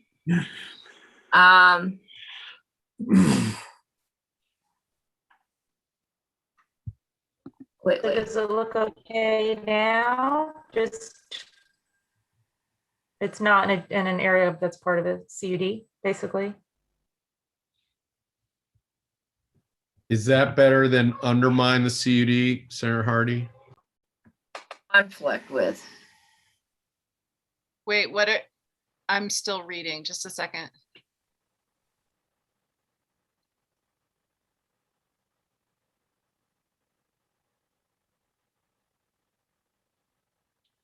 Yeah, I think so. I mean, this is just, it would be for any place that is not in a CUD. Right? So I think it's okay. You guys, I almost am hesitant to ask this, but are you okay with the 25.3? Well, that's No. the whole point. This is No, but if it's cable, if they've got cable over the rest of their area, they can hit fiber up to it. So they can't go out, they can go out with their present infrastructure and do these 10 houses. But if they have to rewire the whole town for fiber to do those 10 houses, there's no way those 10 houses are getting anything. That's, We went through this ad nauseum last year, and I think I finally understood that you've got to have fiber to the box. You can't, and some places there's fiber to the box, but it's much more expensive if the box is on the other side of town. You can't just splice a fiber cable into a copper cable. They don't work. This is a small amount of money for a small amount of time. Yeah. And a small carve out to our 100. Yep, I'd rather have those folks get 25.3 than nothing. Can I ask a clarifying question regarding non-CUDs that are eligible for funding? How did we leave the universal service applicability for those organizations? Non-CUDs, will you still have a requirement to have, for them to have a universal service plan? So I believe that's where you left it. So if it's a, Well, that's what I thought. And of course, this, as I'm thinking about these small telecom providers, I'm not sure that all of them have universal service plans at this point. Have we gotten any feedback or inventory of that?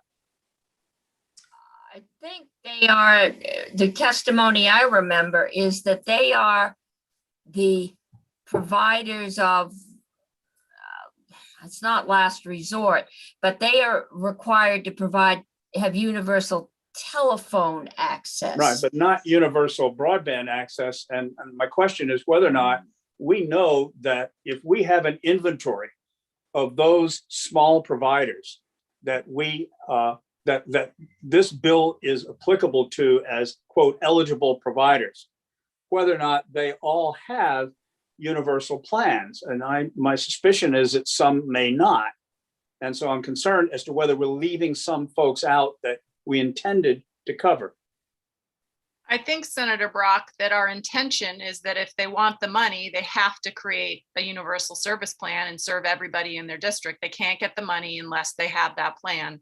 And that Well, if is they can get my- the money to take that last line up to the person at the end of the 5-mile road, that may be the case.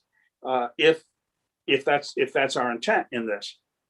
Well, this is just a temporary carve out, this language. I that know we're it's a looking temporary at right carve out, but it just raised the question about the larger project of the overall. And I wanted to get a sense for how we're handling this. Theoretically, a small telephone provider could qualify in the small carve out as well. But I really wanted just to understand the overall picture of what this bill does with respect to the small telephone carriers. Right, and what I said is what the bill does with respect to all of the small telcos, the small ISPs, and the CUDs. In order to qualify for the grants, they have to have a universal service plan to provide service to everyone in their service area who is underserved or unserved, or they cannot qualify for the funding. And what that says is if they don't at this point have a universal commitment to do that, if they're going to do it, they better ask for enough to be able to do it in these grants. And if they don't get that, then they won't qualify for anything. That's basically what this says, isn't it? What, this provision that we're looking at, or the whole bill? The whole bill, the whole bill. I'm not sure that I ever visualized a plan as, I've always thought of it as more of an intent and commitment, but that a detailed plan for how you're going to get out everywhere, that is a Well, lot. what it says is we refer to a universal service plan. I mean, that's the way I would interpret it, if that's what we're requiring. With we will do this road now and this, I suppose, we're going to do this area first. I don't know how detailed a plan CV Fiber has, because Washington Electric just kind of popped up. I don't know if they were in their plan last year. I think it's more of a commitment or an intent to cover all the houses, non-UU houses in the area, in the towns that have voted to join them. I don't know that they have a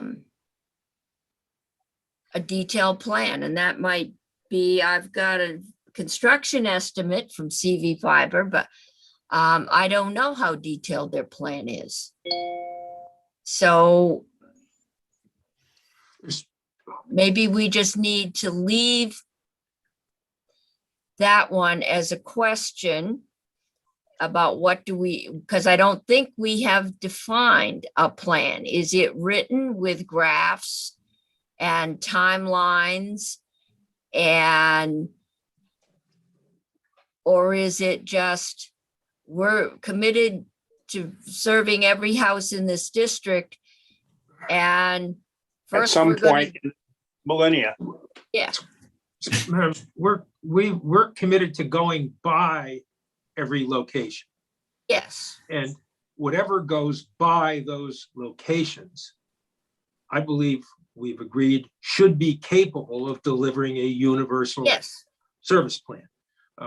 Whether each, No, I think we're talking about something else, which is the universal access, not universal service.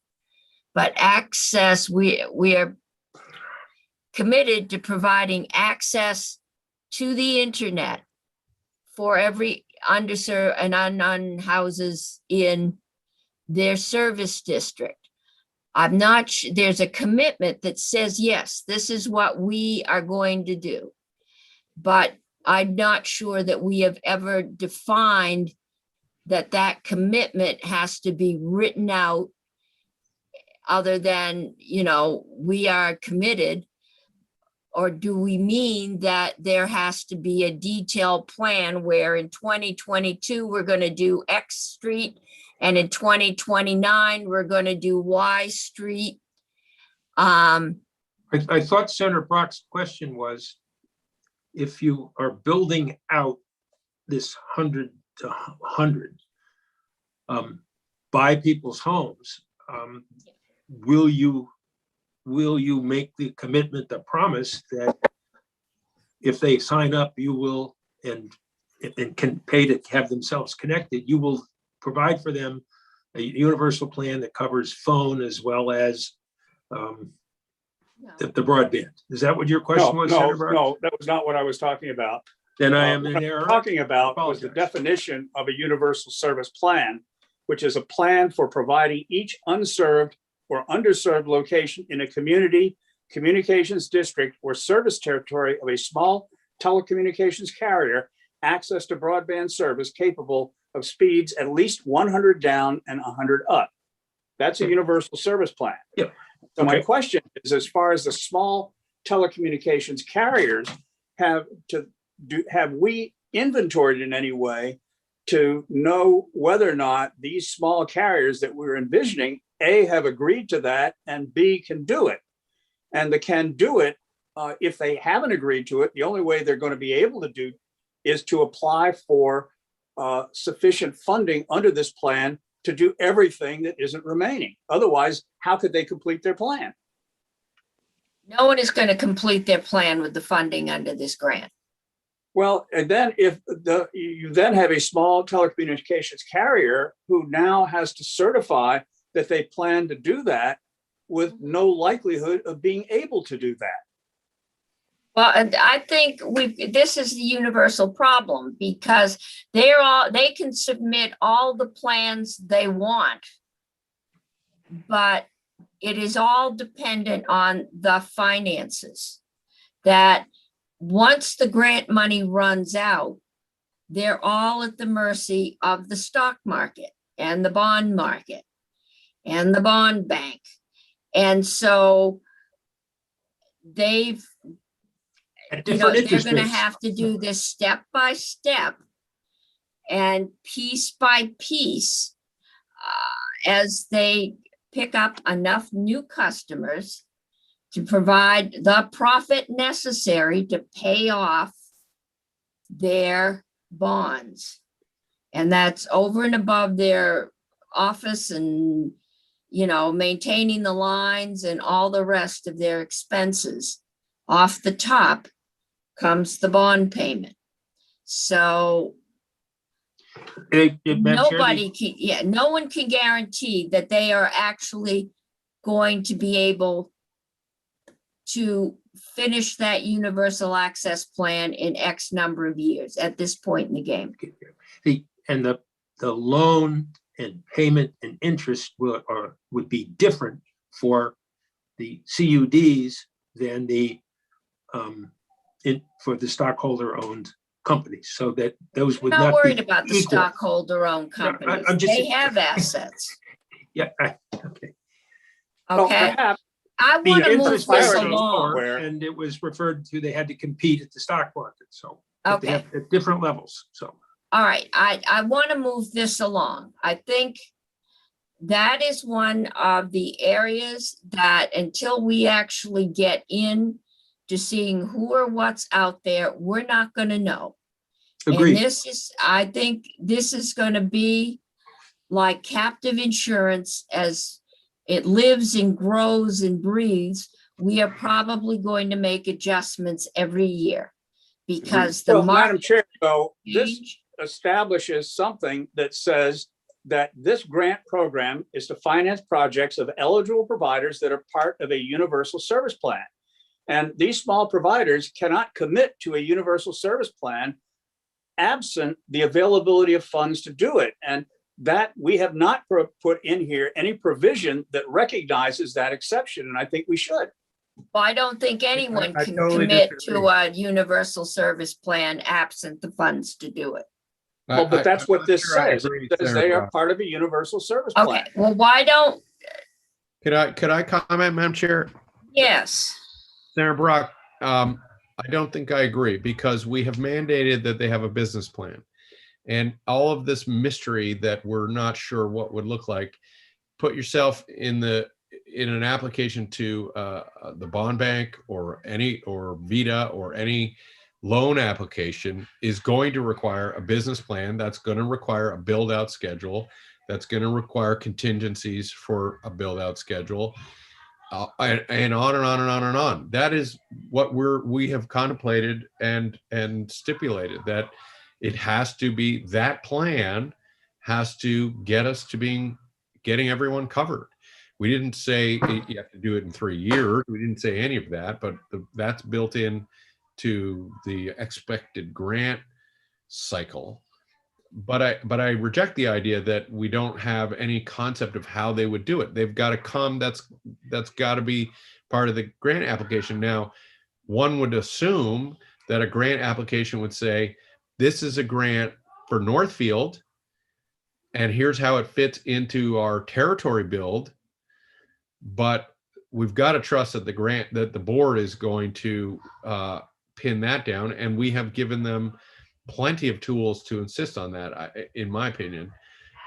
So there will always be uncertainty, but I do think that we've stipulated that they must do this, and that we have some confidence that our public investments will lead to this ultimate outcome. they may not have a Know plan. that we are not making sufficient public investments based on the limitation of funds that we Right. have for us to do that.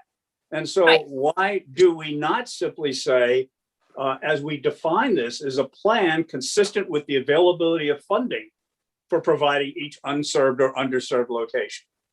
Why don't we make it clear?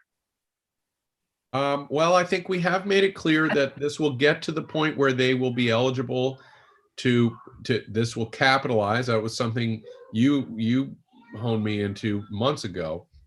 We'll help them get up and running so that they are then eligible to go to the bond market. That's written right in there. And I think the risk of what I think I'm hearing you say is we'll be right back where we are, where it turns out this will be another iteration where people will simply have invested in the more profitable areas. And the folks at the end of the road will continue to wonder why Montpelier hasn't helped them. I mean, I think the And I best we think, can do is Senator Brock, you're talking about small telecoms. I am. Okay, and I think Senator Pearson, you're talking about CUDs. CUDs are starting up. Telecoms run under another whole system, and we are trying to kind of shoehorning them in here. But if they can't fit, we can leave them out. And they don't have to fit unless they want the grant. Right. And I think, most of them, I mean, Franklin Telephone is probably one end and Waitsfield Champlain is at the other end in size. They both have strung cable, and they both have, fiber, and they both want to extend that fiber. And I think what I heard them ask for is the ability to apply for a grant. Their intention is to eventually get fiber to everyone. And they'd have to show that these were the under and unserved, not, they couldn't use it to do downtown. They're under the same criteria. And I don't know that we've said they have to have a detailed plan that in 2020, I'm going to do this. It's just, I'm committed to doing this to my entire service area. And if you'll help me, I can get these under and unserved areas, which are pretty dismal. They're really dial up. No cherries. Done. Yeah, no, you can't, we're going to trust the board. They're not going to allow cherry picking. They're not going to allow Waitsfield Telephone to do downtown Warren and not string up over the Roxbury Gap or wherever else. We've got to trust the board to carry out our intent at some point and adjust as we go. We may not get it all perfect. Senator Hardy. Most of the CUDs have detailed plans that phase in what they're going to do. A bunch of them have sent them to us as we're having this conversation. They know what they're going to do when and where they're going to cover when. If the small telcos and the other providers can't or won't do that, they can't get money. That's it. That's the bottom line. It's a universal service plan that covers every underserved and unserved address in their territory, or they don't get cash. Well, what happens to those territories that don't have CUDs and you don't have a carrier that commits to that or can commit to that? Because the issue of funding is not resolved. And We've been that's through the this. point about We've been what kind of plan you're through going to this. require. That So may many be times. stage 4. I'm going to move us along because I'm trying to get to affordability, Senator Brock, in about 15 minutes. And I want to have us agree on this section. We have not set up a provision at this point to allow the department to disperse construction grants this year. And I believe one of the things I saw come over was the construction grants. And I want to get through this section.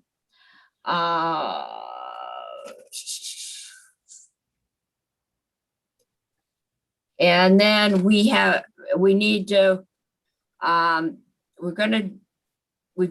taken a look at, let's see, we've taken a look at the utilities, and I think we've gotten some word in there. So, Maria, what page are we on at this point? I think we're somewhere around 17. We finishing up 16?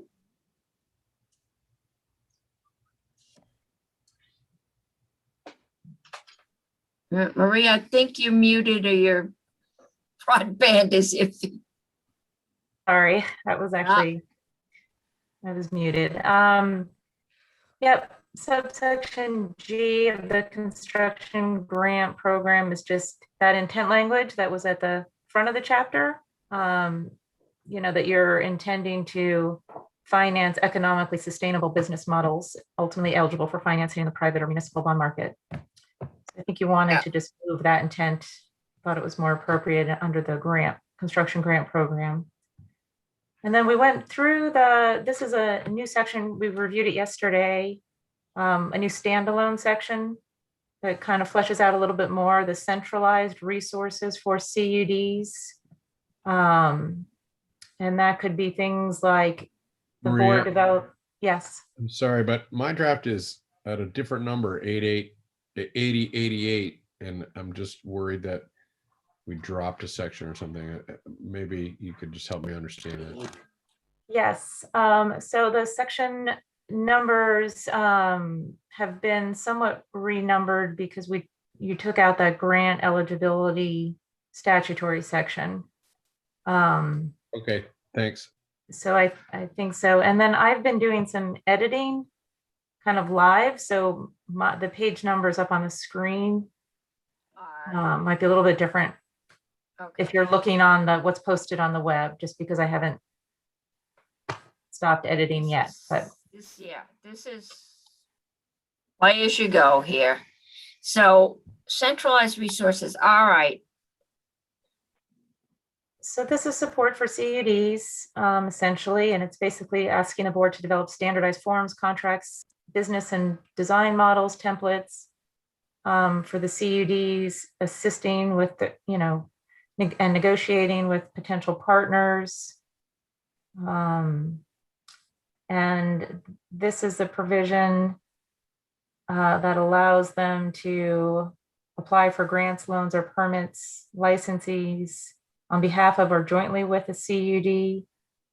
I don't know, you had a similar provision, I think, earlier, and maybe you also want to clarify here that with, at least with respect to grants, it's grants that are from another funding source. So if it's another federal grant program that a CUD might be eligible for. So maybe clarifying that, but that's the kind of technical and administrative Yeah, support. I mean, I think you definitely want to do that. I Yeah. think the question that came up at some point is you've got two CUDs competing for the same Right. grant. So I guess essentially you're going to give them all the same hopeful information. I think that's the hope, and secure as much other funding as possible. I'm still not clear why we need three, or why we envision the board itself applying for grants. I don't understand why two CUDs couldn't apply for a grant together because they were neighboring. Yeah, I don't know why the board, I don't So- think I want to get the board into applying for grants. So that's a great policy question. I don't have the answer. Part of this language and proposal, I think you heard from Chris Campbell earlier in the session, who mentioned that having this ability for the VTA to jointly apply for grants actually worked very well. And so giving that authority, and I don't ever like speaking for the commissioner, but I think she may have addressed this issue as well. Let's put a big red flag, and because Chris was dealing with another animal in the Okay. VTA and another whole set, and they were applying for money that was coming down from the feds in large part, directly to the feds. And so if the state of Vermont was part of that grant, I could see where it would have more clout. But in this one, if the CUDs are viable municipalities, I suppose, yeah, I mean, if there's some federal, we don't know what they're gonna do. If there's another federal auction, maybe we would want the state to be able to go in and bid on behalf of our CUDs, but I don't know.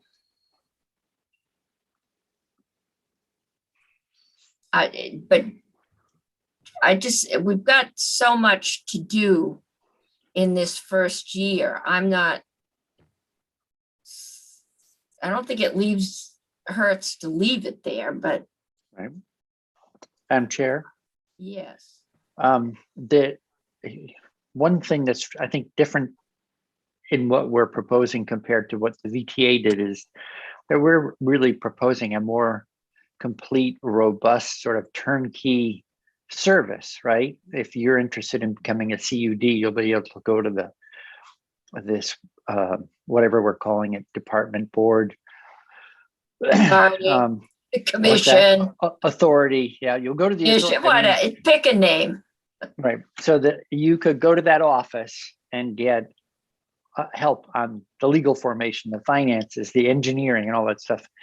And VTA wasn't really set up for like turnkey consulting that way, and at least my recollection of it, it was more one-offs. And this time it seems like we're trying to actually replicate something over and over again and hone it. So anyway, I don't think there's any harm in hurting it, but it could be that Chris's experience was based on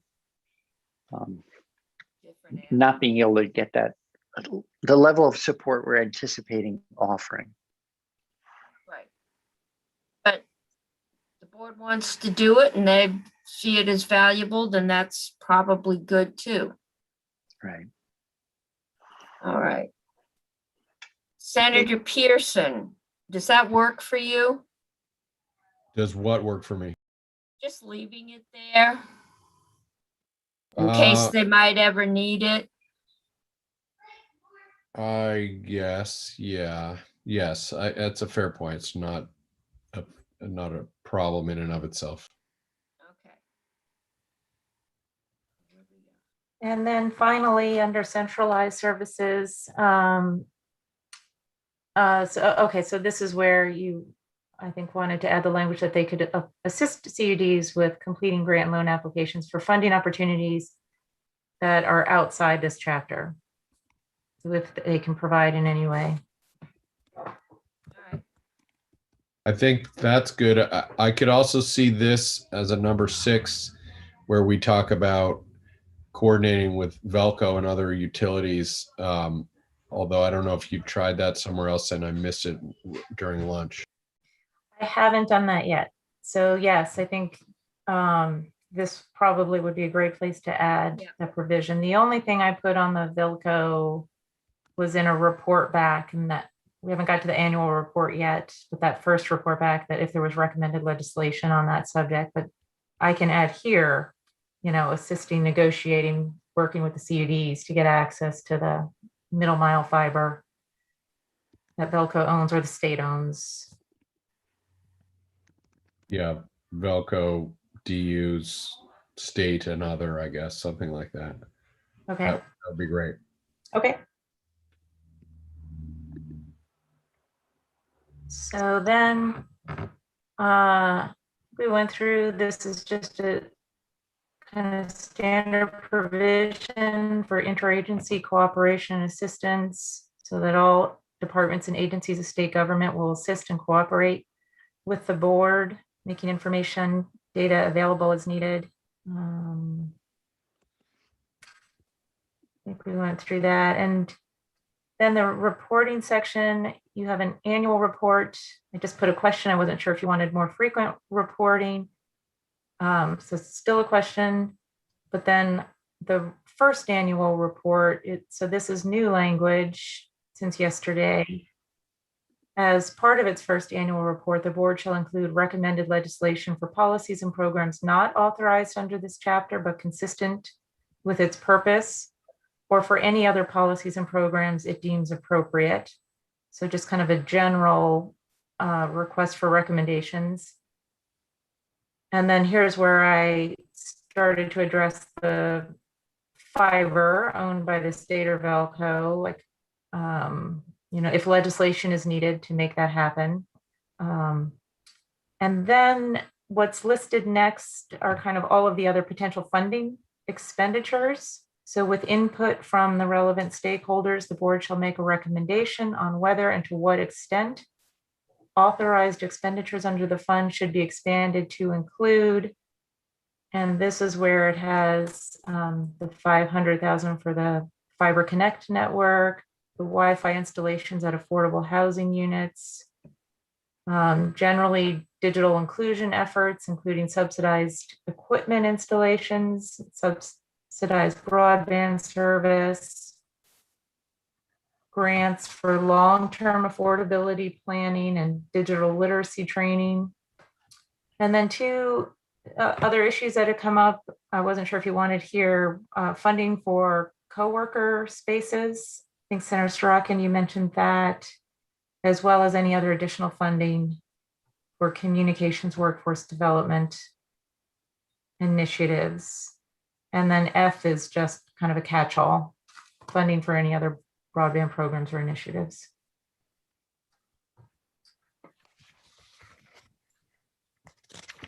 Could we add at the list of recipients, because we're looping in more and more of electrical energy infrastructure, Senate Natural and Energy? Oh, of the report, sure. Yeah, just because the ability to do more energy management is going to be helped by all this work. One thing we haven't finished here, I think, is we have not set up a provision, have we, Maria? We've talked about it for the disbursement of construction funds this year. Being, we have the board being able, and all the criteria for the board, but we do not have, and we have an amount and pre-construction grants for the department, which says, to ensure the expeditious allocation, the Vermont, prior to the department is authorized. And then we go to construction grants.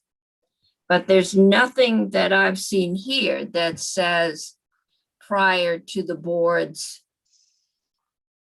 first organizational meeting, the department is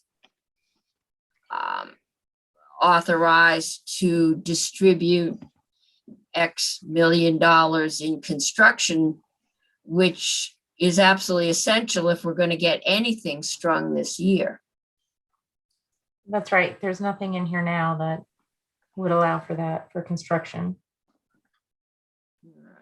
Madam Chair, how about I we get off this screen, I can find all the emails, because I know one. All right.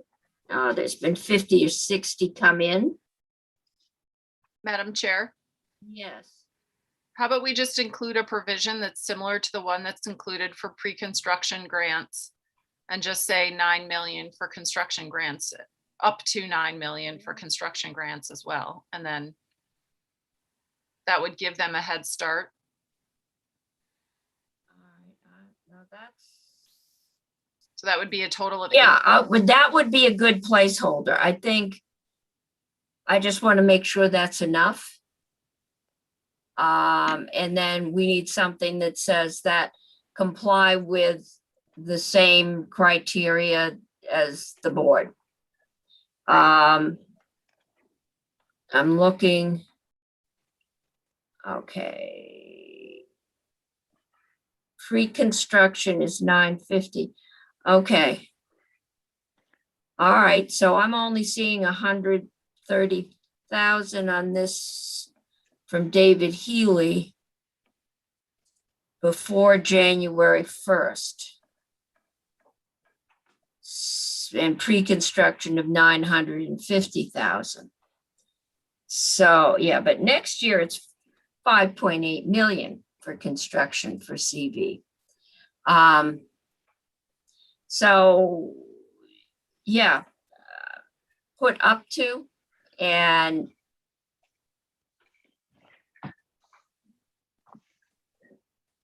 I think on both of these, we could say if more proves necessary, they can get it with the approval of the Joint Fiscal Committee. If you want to do that, just because they're, let's see, CV is looking at 950,000 for pre-construction this year.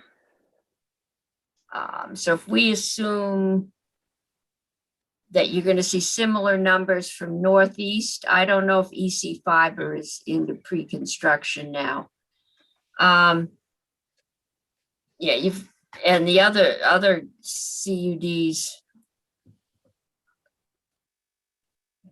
Yeah, we might want to put more in pre-construction. What have we got? 13 CUDs at $1 million apiece. We'll ask Rob, see if they're even ready to give us an estimate for what they need, but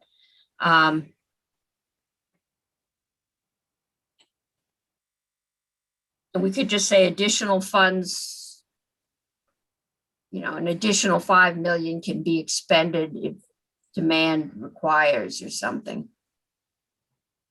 Because these are the ones that are going to go to construction next year.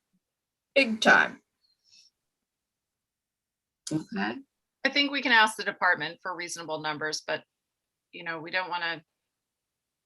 No, I mean, I just want to make sure we've got enough when we go into it. And So at this point, are we ready to have Maria draft us up something that we can vote on tomorrow? Senator Pearson, I think we're getting there, Madam Chair. I hope so. What I don't know is whether or not, are you picturing this, Maria, is this drafted as a strike all? Because there's a bunch that we've sort of just shot through that is in the House bill, but we can all check that out overnight and see if there's sections we mean to pull in whole cloth, but. Yeah, I was going to draft it as a strike all. And so the draft that we were just looking at really focuses on the governance and the ARPA funded programs. So you're right. There are other provisions in the House passed bill. So to the extent you want to fold any of those in, I can certainly do that. Find the side by side. I also have a question about the, what's it called? Hold on. There's the advisory. There's right now a telecom community connectivity advisory board. Yes. Do we still need that? So that's a policy question. So the Telecommunications and Connectivity Advisory Board advises the commissioner on grants and telecom planning. The House amended their authority to take out recommendations on grants because commissioner, as of January 1st, because commissioner would no longer be doing the grants, but left the board otherwise in place. So whether you would like it to continue, I can tell you in just a minute who's on that board. If they have a broader authority, then I say we just leave them and can deal with it next year. Okay. So it has a treasurer, secretary of commerce, community development, 5 at-large members appointed by the governor, and the secretary of transportation. It seems unnecessary to me, but That I'm looking at the side by side. We haven't done anything with the universal service charge. The House, I guess we have, because that's how the House was paying for the board. We've just allocated $1 million or $1.5 million to the board, rather than taking the $1 million from the universal service. We haven't done anything with the DPS fiber assets, but I guess that's all right. And the connectivity initiative, that's their existing this year, right? What can happen this year? That's right. That's an existing program. So there are Yep. some amendments to the program proposed in the House. For example, increasing the minimum speed requirements from 25.3 to 100, and also narrowing the pool of eligible providers. So you might want to look at that. Well, if you're considering including that, you may want to look at that and see to what extent it's consistent with the construction program that you've just created, and whether you want to try to reconcile them.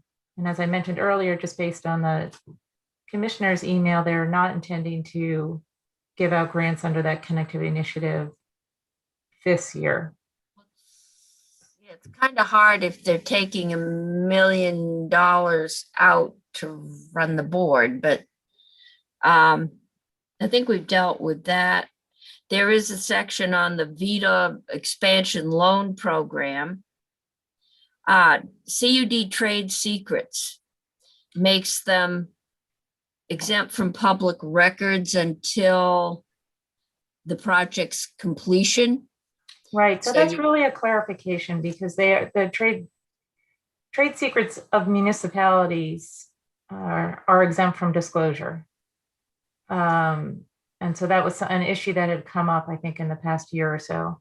So this is clarification, but it also specifies very clearly that once the construction is completed, then all of that information can be shared if there isn't any part of it that's still economically. Does anyone have any problem with that? I would like to suggest we put that on the list that GovOps will look through, because we've already going to ask them to think about the quorum issues and all that. So they deal with these kinds of public records exemptions and all that all the time. I think one of the things that we also want to add to that is just a look at the issue of things like memorandums of understanding regarding confidentiality agreements with private partners in terms of the terms of those agreements. Senator Brock, you want to write that down so we can get that over to GovOps? We'll need to get a list together for them. Property tax exemption we've done a little bit on that. Then there's the occupational needs survey. We funded it. And the incumbent training program. And the apprenticeship program. And then there's appropriations. Can I add something? I didn't want to interrupt. To Senator Brock's list, would that also include, will we include non-disclosure agreements in there? Yes. NDAs? Yeah. Yes. Okay. Did you want me to have language on that? Or are you thinking that's something that will just is a topic that will come up in GovOps? I think that's a part of the question we're going to send over to GovOps. So we've got that question, we've got the board and how if you've got 3 people on the board, can 2 people talk about anything other than the weather? And, you know, is there a way that you work around 2 people or a quorum so they can't ever discuss anything relevant to business? And is there a way to help that be a little less stringent? And can we point to the PUC, because they must have figured that out there. Yeah, we're going to check that. And somebody reminded me that the PUC is not subject to the open meeting laws. So thank you, Commissioner Tierney. Well, how convenient. Quasi judicial board. Yeah. Say that again, please, Maria. The PUC is not subject to the open meeting law, Yeah. which makes sense, but I didn't think about that until Commissioner Tierney shot me an email. We do. No, you look like you froze for a minute and there was bells going off. Maria, have you got enough to draft this up, knowing that we might do some fine tuning at the end tomorrow? Sure. Okay. Yep. Then I'll what- draft and I'll just err on the side of including some of the House proposals. Yep. Maybe that you're not decided about. And you do want the property tax provisions in both for the DUs and the ISPs? Or did you say not for the I think we just need to get some, clarifying language? yeah, I don't know that. I'd just soon leave out section 20 and let the House explain why they wanted it in. The 19 was the utilities, right? And that was the only issue that we were dealing with, and that language seems to be nice and bright and shiny, so I'm not sure I want to expand it anymore, but Senator Pearson, you do, or Senator Brazen? Maria was asking about section 16, I think, in the House bill that makes clear that when Washington Electric builds for CD, I don't know if the language does this, but I do think that's the way to go, that we should. We talked about this when you were gone, Chris, and there were 2 paragraphs. One, I thought one was 19 and one was Yeah. 20. I don't know Yeah. where we are with renumbering, but Yes. So we're putting a property tax exemption if it's a lease to an already exempt. Yeah. entity. Well, The utilities. yeah, it's a utility. It's after July 1st of this year. It's cleaner if the other body in conference wants it more extended than that, they can convince us. That was the one way to ensure a conversation is to strike it. We're good. If Yes. we left it. We're going to have lots of conversations. I have a quick question for Ms. Royal. What's the best way to look back at what we got from the House? I mean, just as voted, or is your side by side that you prepared about a year and a half ago for us actually? I'm going to send you the House passed version so you can see the language. And I also did a section by section summary. So you'll be able to see by topic everything that's in there and then refer to the one language. I've been working off of the one that had Senator Brock's and theirs. And I guess it's time we start filling in ours, but first we'll get the language drafted. And I think if we're finished with that, we need to go on to the very battered can we've been kicking down the road, which is we're going to run the fiber by the house. Now we've been asked to talk about what happens when nobody on that road can afford to hook up to that fiber, or only 1 out of 3 can afford to hook up to that fiber, and that's the affordability issue. And we had a couple proposals brought to us. One is in that study, but we might want to do it now, which was Holly Grosvenor's. And she's working with this CAPS, got CUD on the brain, to help set up a system to, it's your internet, what were they calling them, squad, to help people understand why they should get hooked up, and to help them find out how to help paying for equipment and all the rest of it, and the service, and familiarizing them with what's available.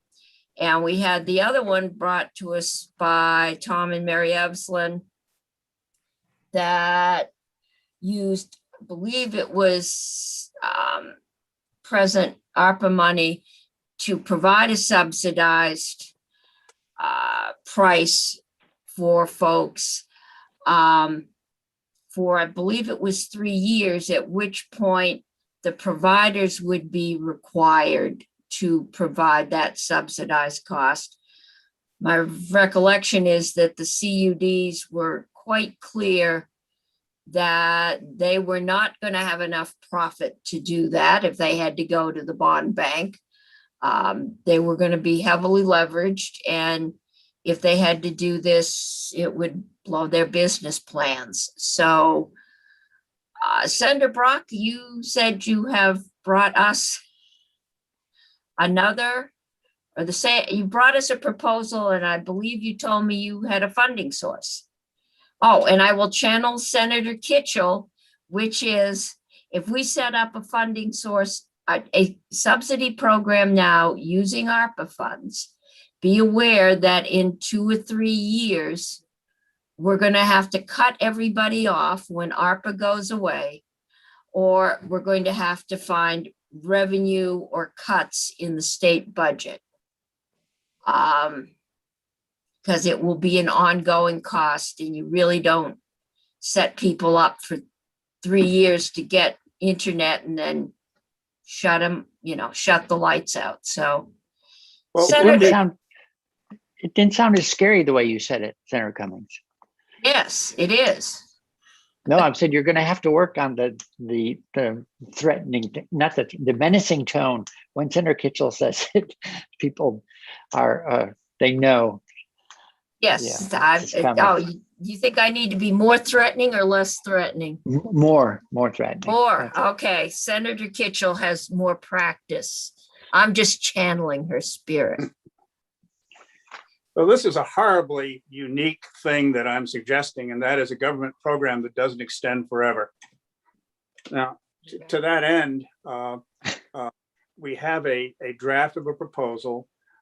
We have Maria, who is the drafter, who can perhaps go through it in detail what it does, but essentially it's designed to address the affordability issue. It's designed to recognize that all the broadband that we have, if it's not available in a way that people can afford, it's nice to have, but it doesn't serve our long-range state purposes. It also recognizes that a lot of the broadband that we have is not broadband that is created or going to be created by the CUDs. It's broadband in some cases that we already have, and that we have wire, cable, fiber, whatever, going near the homes of people who cannot afford to install it or cannot afford to attach to it or use it. And that's what this is designed to focus on. Maria drafted it, and she can go through the details. I would add that this is designed in such a way as to provide subsidies for a limited period of time. It's designed to take advantage of those subsidies, such as the Lifeline program and the other programs the federal government, the FCC, has supplied to subsidize low-income folks, to supplement those subsidies as needed with ARPA funds, and then to gradually fade away to be replaced by low-income plans provided by telecom providers. That said, the originator of this concept are Tom and Mary Eslin, and I believe that they are online also, and Yep, they Tom is at least, he's on this screen. right can more eloquently than I describe some of the details and some of the concept behind it. So maybe the first step would be to have Maria go through the draft, and then perhaps have Tom detail. We also, by the way, some of their numbers associated with this in terms of what it's going to cost, how long it's going to take, how many people will be involved. Those numbers are, we know they're rough. We know that they will need revision and adjustment as we go forward. But Nolan Langwell from JFO, Nolan is with us here today. I figured that's what Nolan popped up in finance for. He doesn't usually show up here. Okay, Maria, why don't you? Hi, Nolan. Usually see Nolan in the morning. And Brianna Okay. Picker is also from JFO. She's also Oh yes, Brianna, here. in fact, was also helpful in There's Brianna. Okay. Okay, so Tom, you might, and Mary, yeah, okay. Everybody's lit up now except Faith. Okay. Good. All right, let's walk through this. okay. So this program is called a Digital Equity and Affordability Program. It specifies the DPS in coordination with the Department for Children and Families and the Agency of Education shall establish the program, the purpose of which is to promote digital equity and digital inclusion activities by, among other things, providing qualifying individuals, which is defined, with technical and financial assistance for obtaining broadband service. So in terms of the definitions, just some general ones, which I'm not going to go through maybe right now. It actually might be helpful to come back and look at these later. I think it might get a little too confusing, but maybe just focus on the one that we've already referenced. Who's a qualifying individual under this program, which we're about to go through. And you'll see that in definition 8. Qualifying individual means an individual who is eligible for participation in the federal Lifeline program, Vermont's free and reduced lunch program, or any other state or federal COVID response emergency broadband benefit program. There is funding available through the FCC and other sources currently, and we can talk about those as well. So again, we'll go back to some of these defined terms, but for the overall concept, so within 30 days after the effective date of the act, the department shall publish policies and guidelines governing implementation of the program, which at a minimum shall, and then with regard to financial assistance for qualifying individuals, standards that ensure a qualifying individual does not pay more than the monthly affordable amount for the lowest cost eligible plan, inclusive of any recurring taxes and fees, such as rental fees for equipment required to obtain service and usage fees. The lowest cost monthly amount, affordable amount is $25. And I almost wish I had a side-by-side so you could look at the definitions while we're going through this. Let's see. Well, maybe we'll read through it once. I think it might just get a little bit too confusing. So in any event, so capping the amount that a qualified household would pay for all of the installations and service required to have broadband access, specifying that the qualifying individual is not liable for contract or installation fees, that the individual has funds for purchasing any necessary devices, including a laptop or a tablet, Wi-Fi hotspots, modems, antennas, and routers.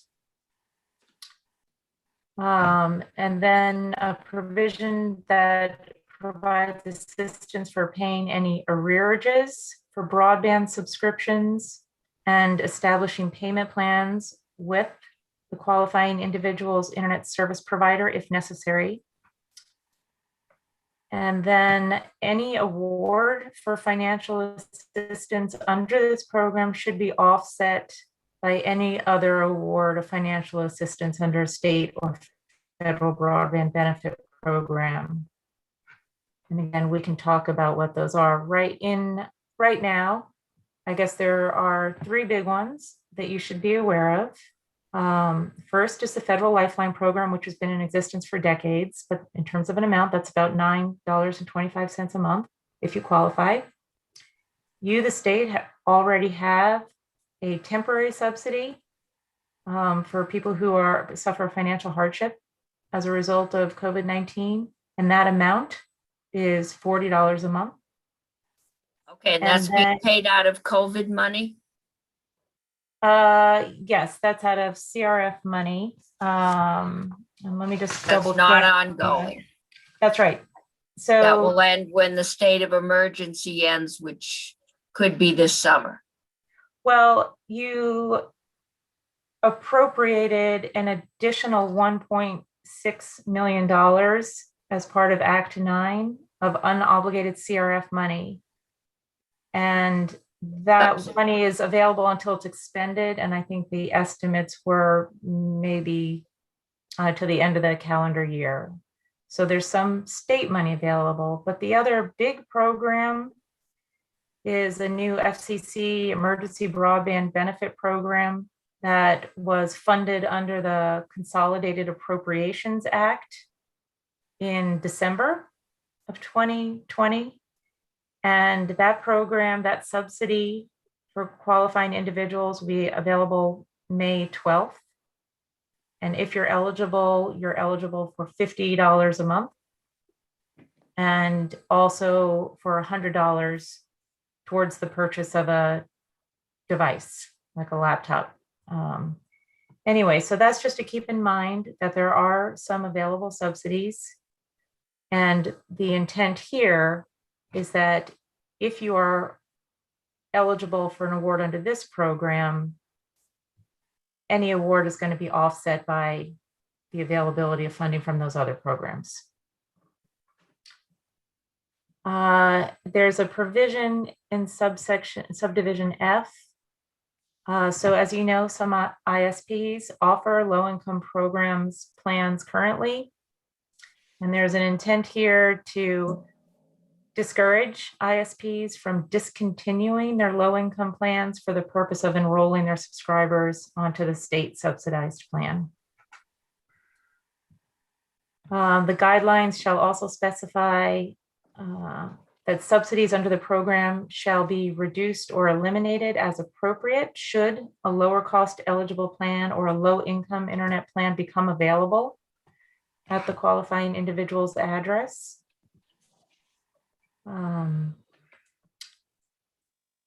The standard shall have sufficient flexibility to allow substitution of qualified plans based on significant differences in actual delivery dates, even if that results in not using the lowest priced plan nominally available at the address. So taking into consideration when actually you would be able to be hooked up. And so rather than just providing a subsidy for the lowest cost plan, in some instances, you might get the money towards a higher cost plan from a different provider, perhaps, or the same provider if you can get it more quickly than otherwise. It's anticipated that the program would begin accepting applications on or before September 1st of this year. And then kind of moving on to the digital literacy activities. This is providing the training to use broadband, to get connected, to know what your service options are. Subdivision 3 says that there shall be procedures for awarding grants to nonprofit or community-based organizations to provide digital literacy activities and technical support to qualifying individuals, which shall include identifying available state and federal broadband benefit programs, providing outreach to qualifying individuals about the availability of state and federal broadband benefit programs, assisting qualifying individuals with applying for broadband benefits, providing information about product and technology choices, as well as service options available from existing ISPs, and then training and technical support to get people connected.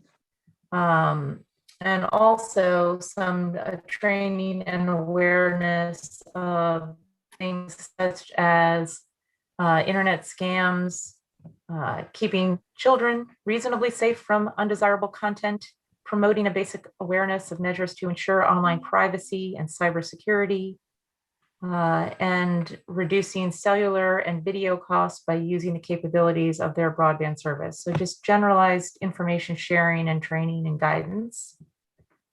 The guidelines of the program should also include procedures to prevent, detect, and mitigate fraud, waste, error, and abuse.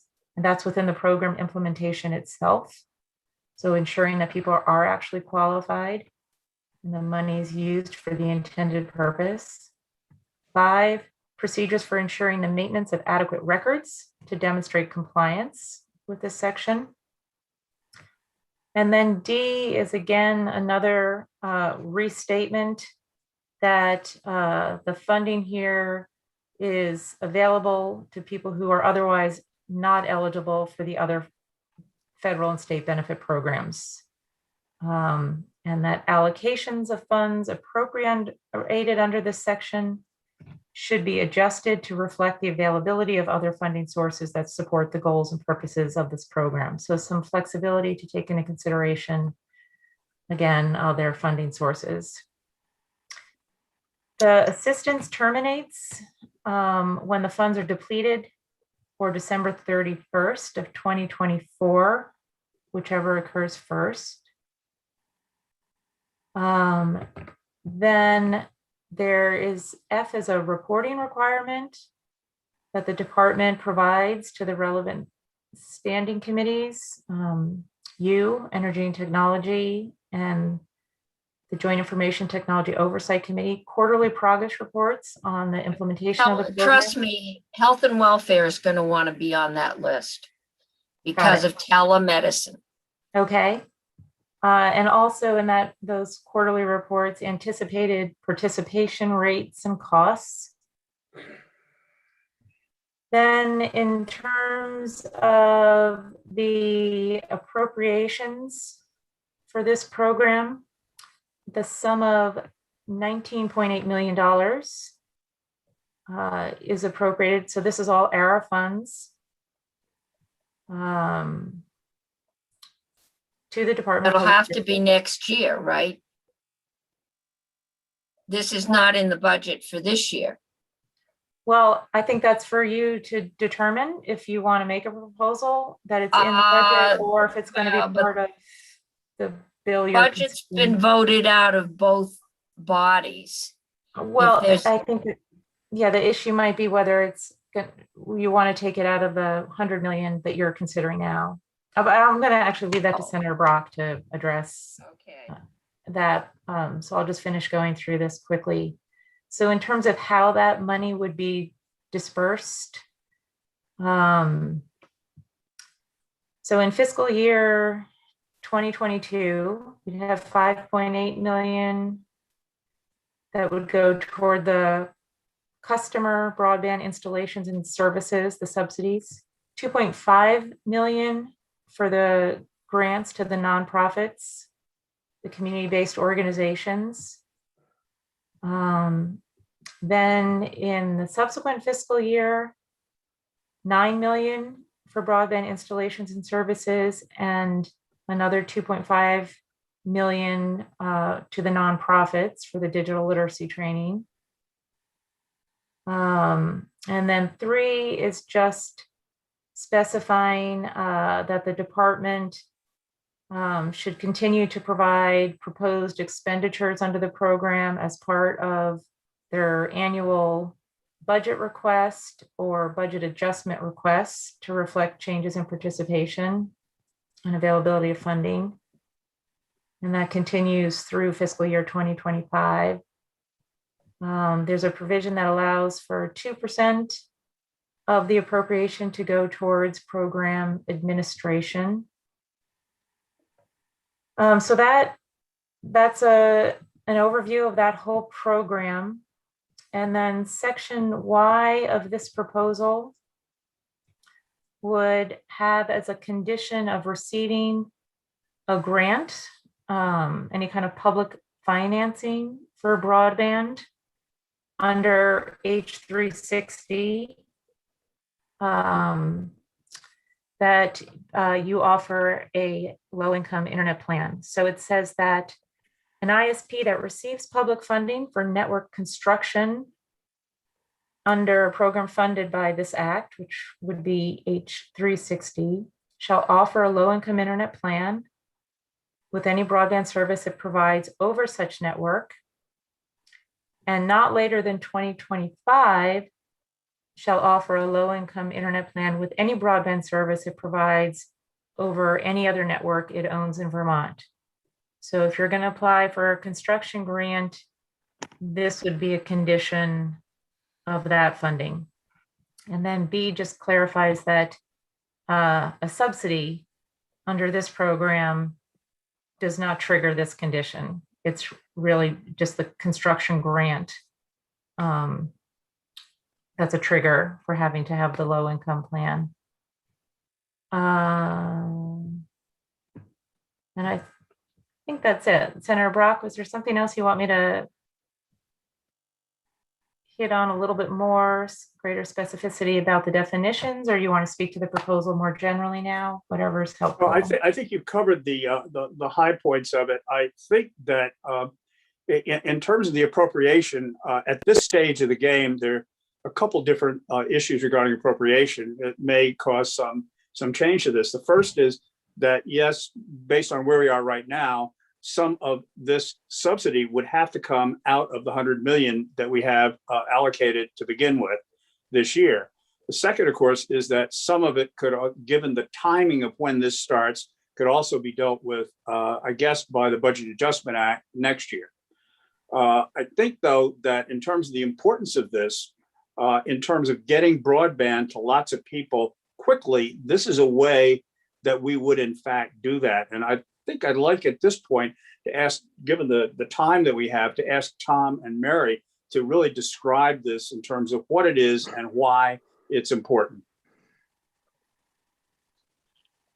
Thank you, Senator, and Madam Chair, Senators, thank you for having me. And I'll be very brief. I know your time is limited, and I appreciate your taking this issue up this late in the game.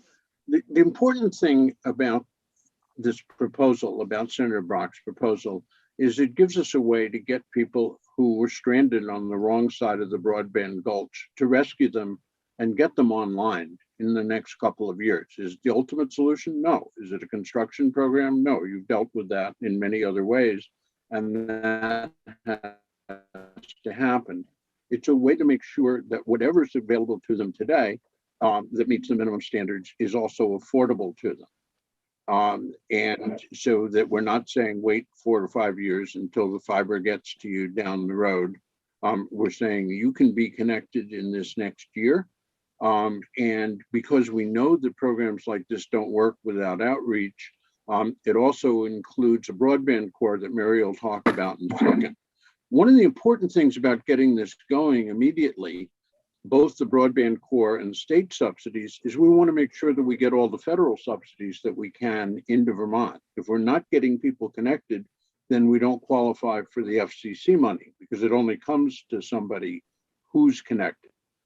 Half the people in Vermont, more than half the people in Vermont, don't have an affordability problem at all, because they live in places where their ISPs already have a low-income program that's very, very cheap. And as a matter of fact, Comcast is talking about making their program free for the next 6 months, because they're eligible for the federal $50.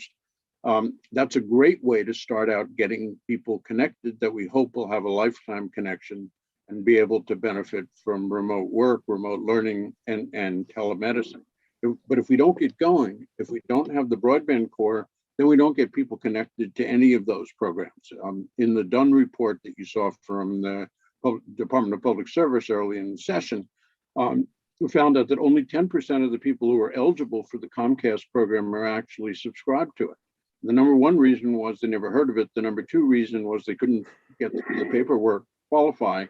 The broadband core gets them through those problems so we can actually get people online. Those are people we're not going to have to subsidize, but we do have to help them if we want them to be able to participate in the new Vermont that we're building. So this is urgent. Putting this off, I think, just simply costs us money without saving us money. And Senator Brock and Senator Cummings, I know you deal with the intricacy of the budget process, but this is money that's best spent the fastest that we spend it, because then we leverage more federal funds and we get the benefit of having more Vermonters online and able to participate in online life faster. Mary, you want to talk a little bit about what's done so far on the broadband core? Well, as Matt Dunn mentioned in his report, and when we spoke to him and told him what we were thinking about, he said, I'm thrilled to have people putting meat on the bone that I started. So he and actually Holly Groschner also speaks about the need for helping this group of people through the process. I think also Chris Campbell talked about some of the monies that we've tried to distribute for broadband and telecommunications in general earlier are still sitting in a pot someplace because there was no take up on it. In this case, we took the liberty of designing a sample process so that remember over the years, the last stimulus grant during the recession, there was a lot of projects that were road projects and others that just didn't get used because they were not quote unquote shovel ready. Well, we tried to I don't know how it was interesting to see how it works with a project rather than a construction site, but we put together the United Way and the CAP agencies and the Working Bridges people and community college and the technicals, the BTC and some of the nursing programs and AARP and lots of organizations have already started meeting to kind of design what the process will be. Who's going to find the people? Who's going to train the 30 plus new people that are going to work in the CAP agencies all over the state? CAP agencies have agreed that if you choose to fund this bill, they will take on the interaction of it. they know the people better than anybody else knows. And so this is not meant, obviously, to be designed for this program that anybody tries to shove down any social service agency who knows a ton more than we do about it. But it is a place for them to start, so that on August 1st, September 1st, they actually aren't going to start planning how this could work, but they're going to start doing it. And that means that the people who have waited, and I used to be the head of the VTA, we've been telling them for 12 or 15 years that this was coming around the corner. It's a pandemic. It is also an economic recovery disaster period of time. They should not have to wait anymore. And this proposal is saying, let's have them wait no longer than August 1st to get at least the low hanging fruit. So the wires that go by, the wireless that goes by, whatever goes by my house, we sign them up for it and we pay for it for a couple of years to get them going until the provider comes up with the low income plan. And then as the CUDs and others grow out or move out, or if EC Fiber, for example, extends their network, this plan can help pay for the low income people that are already on it, that are already being passed but not signed up, and the new ones. So the idea is helping them now. And I greatly respect and thank you for the consideration that you're putting into helping these people with their medicine, with their schooling, and with their health, and with their job opportunities. So thank you very much for considering the proposal. And Senator Brock, particularly you, for putting all the time and work into it of having the core of the idea and letting us help you a little bit. Just one last point on how this ever sunsets and how we don't have to throw people off it, is that last section Y that Mr. Rowell read, that we're saying that if we're proposing, the amendment proposes that if construction is funded with this money, that construction has to offer a low income plan. And with all due respects to the CUDs, they had a business plan before we had the $200 million, and that would have required them to borrow a lot of money, and that would not have allowed them to offer a low income plan, because they'd have to pay the interest on that money and they'd have to pay the money back. $200 million later, it's time to sharpen the pencil and say, when we have this much capital available to us, when the state is providing this much capital to us, what do we give back? When they make their proposals to the state, they should obviously take that into account. They shouldn't make a proposal that isn't going to work economically. They should say to the state, we need this much credit enhancement, or we need this amount of grant so that we can meet your requirement of having a low income program when we build out. This isn't very much different than what we do with housing assistance when we say we're going to provide part of the capital to a developer who's developing housing, but we're not just giving that to them to be nice guys. The state is doing it because the state has an interest, and the state then requires that capital, that as a condition of accepting that capital, the developer have a certain number of low income units. And we're saying the same thing applies here, that someone who's going to develop a network with public funds has to have a provision to make sure that all Vermonters can use it. But the state should be funding them to a level that lets them do that economically, taking into account whatever other money they have to borrow. So again, thank you very, very much for having us. Thank you, and thank you for the work. I'm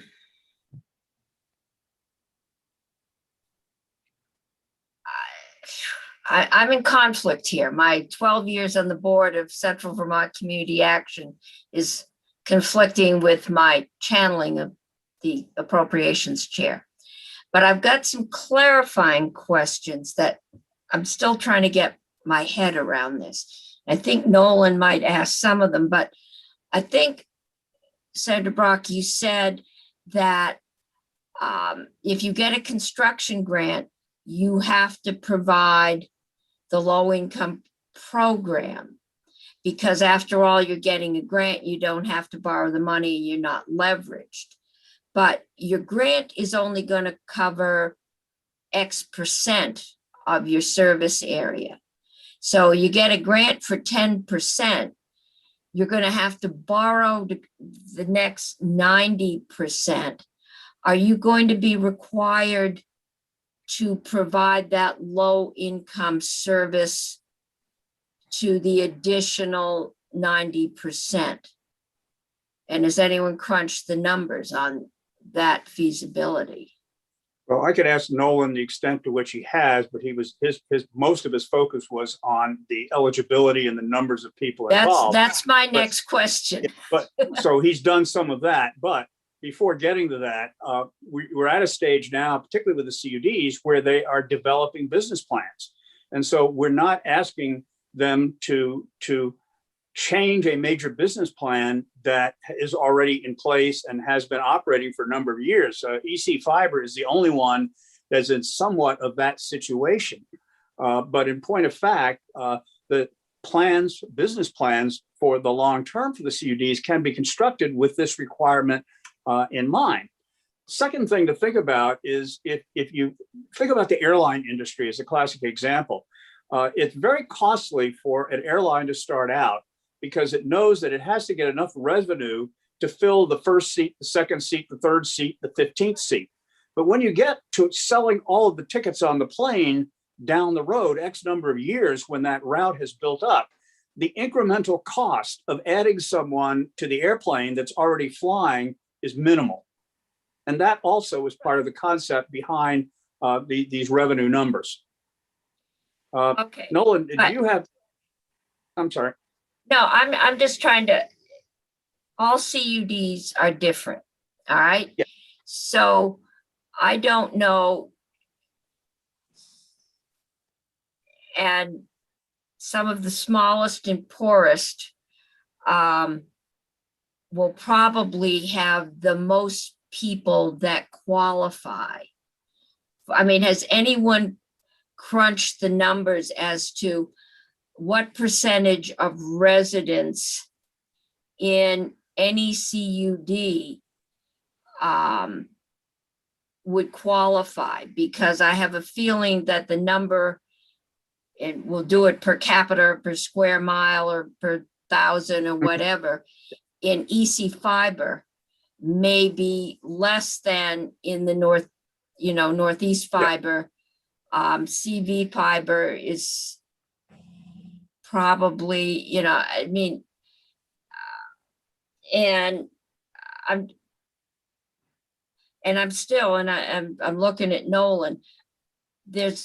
We're talking about offering a program for $25 a month, because that's what somebody's computed is affordable.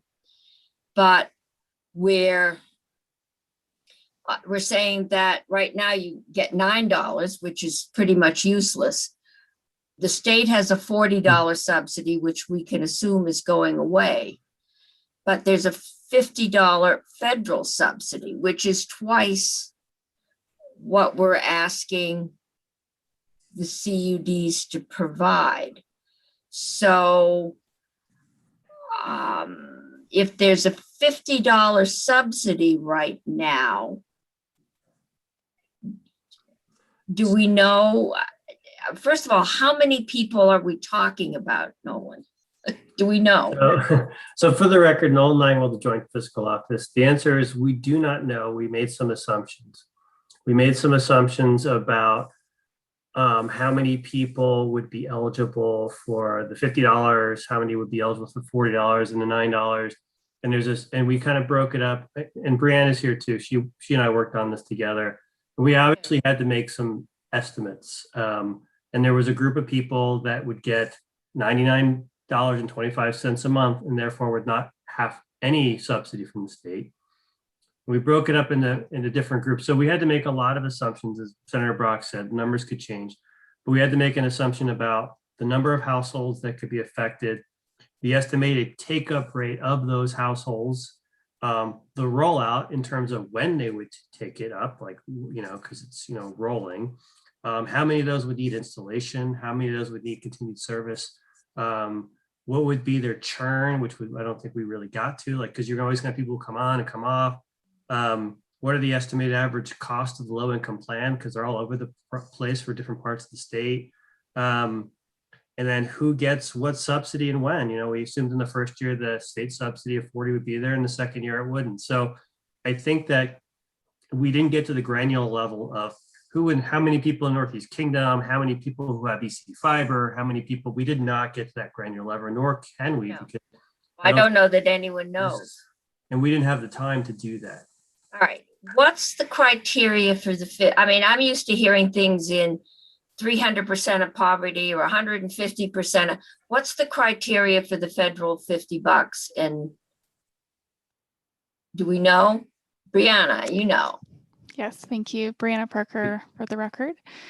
So the requirement is similar to that of Lifeline. It's 135% of the poverty line, and they are trying to ease the kind of availability of this. So if you qualify for Lifeline, SNAP, or Medicaid, you are able to enroll into the $50 a month program. So all Medicaid would be able to get, which would cover a lot of telehealth. All right, so all Medicaid could get in. I'm just trying to figure out the gap here that we're committing the CUDs to. Well, we had to We're make also, assumptions. go ahead, Noah. So we kind of broke it up into like three sort of ways of thinking about it. We have those who have access to broadband and access to the subsidies, right? So those who already have access would probably or access to low-income plans, so like they have Comcast or Consolidated or whatever, and so they have access to these federal subsidies. Then we have access to broadband but don't have access to a low-income plan, so they might not have Consolidated or whatever, and that might be where the CUDs come in. And then those who don't have access to either, and those are people we made some assumptions about SpaceX, or the satellite, the low orbiting satellite. So we shouldn't say identify SpaceX. And so then we tried to figure out how many people would fall into each, and it's a moving target. It has other names, okay. So we don't know. I guess. We made assumptions. Yeah, and a lot. So I've got Senator Pearson, then Senator Hardy. Senator Hardy first, all right. Well, I don't know, you pointed at her, but in somebody else's screen, you might be pointing at Senator Brock. We might be on a different, Nolan Might bounce. and Brianna, do you guys have something to share with us? Do you have a fiscal note or a spreadsheet or a table or anything? Got numbers? Or just assumption? Well, we do have a spreadsheet. It wasn't something that I was planning to, that's like almost like taking off all your clothes in public, right? And but I would be happy to share it. It's just like anything else. Like we have various aspects where we made assumptions of take up and roll out, and I don't know that anybody would understand it without taking it. Well, you would, Senator Hardy, but that's about it. We don't usually do things with this many assumptions. Not when we're making 20-year commitments. I have no problem with putting some money into the core. And I think Holly Grosvenor in the CAPS, that group, doing some capitalizing and funding with them. I am concerned. We've got CUDs who have done business plans. They've spent money doing business plans and getting them approved, and now telling them, well, you have to go back and figure how many people in your entire service area, not just, that we're going to tell them they have to bond for more money because that's the money they've got. And they're going to have to bond to cover the cost, or they're going to have to raise the rates on other people to cover this cost. And I'm not, if we can't commit state funds at this point, I'm not sure I'm ready to go there. At least my financial brain isn't. I've got, all right, Senator Hardy, you had the floor, so I'm gonna let you finish up and then Senator Pearson. Okay, thank you. And it seems like Senator Sorokin has something to say as well. So I agree with you, Madam Chair, and we're late in the session, and this is a full new program to get started at a $20 million cost, and it doesn't completely seem to jive with the larger bill that we have just spent weeks trying to get through. And given that there are a number of subsidies already available, at least through the end of this year, I believe we have a provision in the bill that we just went through that requires this new board to come back and report on a proposal regarding a program to provide broadband coverage to lower income Vermonters. So I'm not comfortable with moving forward with this. I would want to hear a lot more testimony from the local community service organizations, from AHS, from the Agency of Education, from a lot of different people. We just don't have time for that. It seems to me like, given that we have these subsidies that are already available, that we can wait until next session to really put some thought into this and make sure that we have a viable program and one that is consistent with the build out that we're subsidizing through this H360. Okay, Senator Pearson. Thank you, Madam Chair.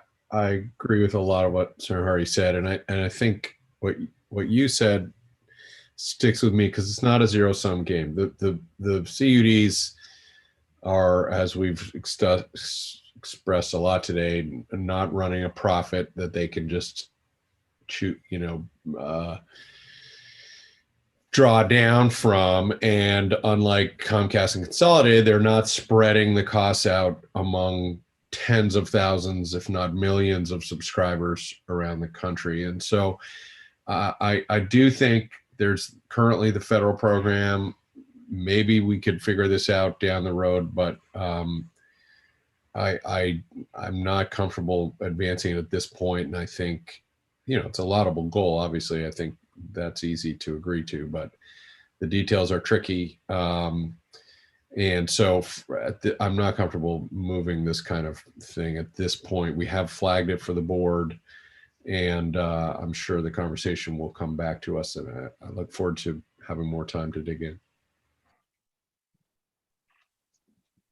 Investment to put some money to capitalize the broadband core, which is moving. I know EC Fiber has donated 100,000 to them, to at least get all the folks that are out there in Comcast land or consolidated land have access now to helping them get some equipment coverage to get a router, to get the line into the house, and to learn about the $50 a month. And I mean, I don't read all that stuff that comes in my phone bill. I might be missing some really good offer, but I think, you get your AAA card and you get 5 pages of insurance offers. I don't think most people read that. So helping them understand that they are eligible, what they're eligible for. If you qualify for everything, you pretty much covered your cost, at least as long as the state subsidy goes on. So we can cover probably the most needy now. If we can come up with some money and we can find out what a ballpark is on that to help with the cost of And, you know, if you live in a city, Comcast, I think it's so many feet they pay to hook you up. If you got a 2-mile driveway, it's a different story, but to help them understand and to get the equipment they need. At this point, I know schools have been giving out Chromebooks, right? Is that they've been giving out access, little computer things that you can access the internet with. I don't know how many households have those. And maybe we need to, to find a company that might be willing to donate to some senior citizens so that they can access telemedicine. But there were programs for seniors that went out through the senior centers that got Chromebooks and iPads as well. So that, okay. Yeah. So there's, also happened. and so let's get the folks that don't go to the senior center in Montpelier. That's always been a contention that it's something of an exclusive club. But let's make sure that all the folks that go there understand that and then know how to access their doctor. And maybe the senior centers or the Office on Aging, all of those programs are a good way to do that. $3 million sounds like an awful lot to hook up public housing, but that could come back to us next year as a good way to hook up. It's a thought. We just need to find a number. Nolan. I was gonna say, yeah, the bulk. Where'd you go? There you are. Now Sorry, you're back there. I'm moving around, sorry. In our model and our estimates, the bulk of the year one costs particularly were for installs because sometimes it's a lot of money to install. And in the second year, as more people were coming on, it was flipped where it was more. So what's the first year cost if we want to capitalize this thing? We estimated about 4.8 million of year Was one. that 1.8 or 4.8? 4.8. 4.8. $5 million. Okay. Yeah, $5 million. And we made some assumptions about, what they were getting installed. Was it $100? Was it $200? I forget what our numbers were. $150 or $600 if they have to do the low orbiting satellite. So we made some assumptions about how many people would be in what area. Okay, low orbiting satellites, huh? All right. The $3 million looked like a bargain for the housing, the low income housing. Yeah, but you gotta add it on the 5. Senator Sorotkin. I have a few comments, but I didn't follow this last thread about capitalizing. What are you capitalizing exactly for $5 million? Me? Oh, the $5 million No. estimate on on the cost of the installations of getting people to the installs that we tied to their broadband. So getting the line hooked up to your house, getting the router in your house. But I would say what I would say that is if you decide to split it off and just do installations and not service it, would probably change the number because people might not be as likely to get installations if they know they're not going to get service or the service. So I'd have to. That's true. About that. So I have a somewhat different perspective on this. As a committee chair dealing with last minute programs that are thrown at us with a sort of a double-edged sword of, it's great that we have all this money, but in a legislative process, we would take a long time to develop a program, and being asked to do it in 24 hours like this proposal before us, I certainly can't say with a straight face that all the details of this program are to my liking or I fully understand them. I do think from the testimony I heard that affordability is an essential element of access to broadband. And I think we need to make a stronger statement than just kicking the can down the road. I don't understand when somebody says, oh, well, all of a sudden, 3 weeks ago, we have $100 million or $150 million, and maybe there's an infrastructure bill coming beyond that, that we can't carve off a small portion of that for affordability. It's like saying, that's our money, that's for access, and we can't share it with anybody else, even if it's to achieve the same goal. I think this is about income inequality for me. This is an essential service that we have to commit as soon as we can to the affordability aspect, even if we don't know the details right now. I think it's a lost opportunity to continue to talk about this as this bill goes into conference, and to charge somebody with coming back with a plan, not to just say, study this issue. This may be an opportunity that's once in a lifetime for some people, but not for poor people. It seems like the plans that we have out there for business are going to go through, and all the businesses are going to get their money, but poor people are not. So I think we should do more than just say, well, we can't do this now until we further study it. Even if we don't commit money now, we should be saying something to the effect that we want a serious plan of affordability being brought to us by the groups that we're being very supportive of, and they should have a rounded out plan that is not going to be void of the affordability aspect, which is going to be the difference between many people having this essential service. It's not like many other things we do that we consider essential at this point. Senator, we have a plan for affordability before us.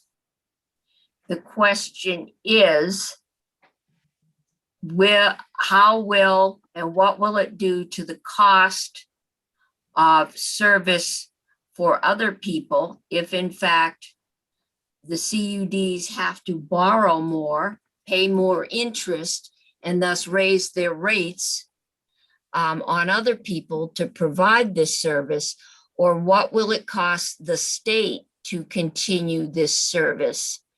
And I know you've heard it before, we either have to raise money or we have to cut programs, and we are already seriously underfunding programs that affect low-income people.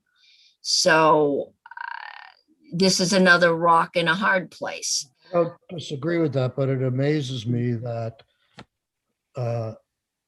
getting $100 million or $150 million causes us problems as opposed to solving some problems. If it was ongoing, it would be really good. I think the problem we're trying to solve is to get the lines out there, because that's a capital investment. It's paid for. It's done. There's some maintenance, but we're going to buy you a car. Now we're going to buy you something. The ongoing cost of getting people hooked up, unless there is a change at the federal level, will fall back on state revenues. And that's where there's hesitation.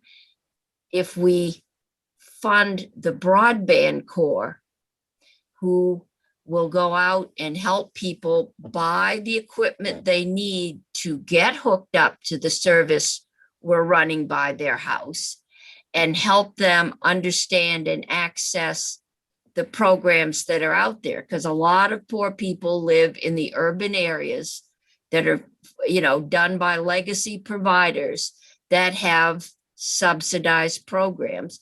Plus there's, at this point, $99 a month you can get in subsidies if somebody helps you do that, if you haven't done it on your own.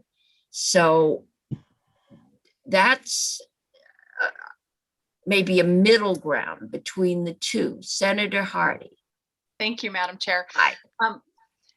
Senator Sorokin, I don't disagree that we need to be focusing on affordability and access to low income Vermonters. That's absolutely the case. And we provided funding earlier this year for a subsidy that is supposed to last throughout this year. Plus there's a federal subsidy on top of that. Plus there's the Lifeline program.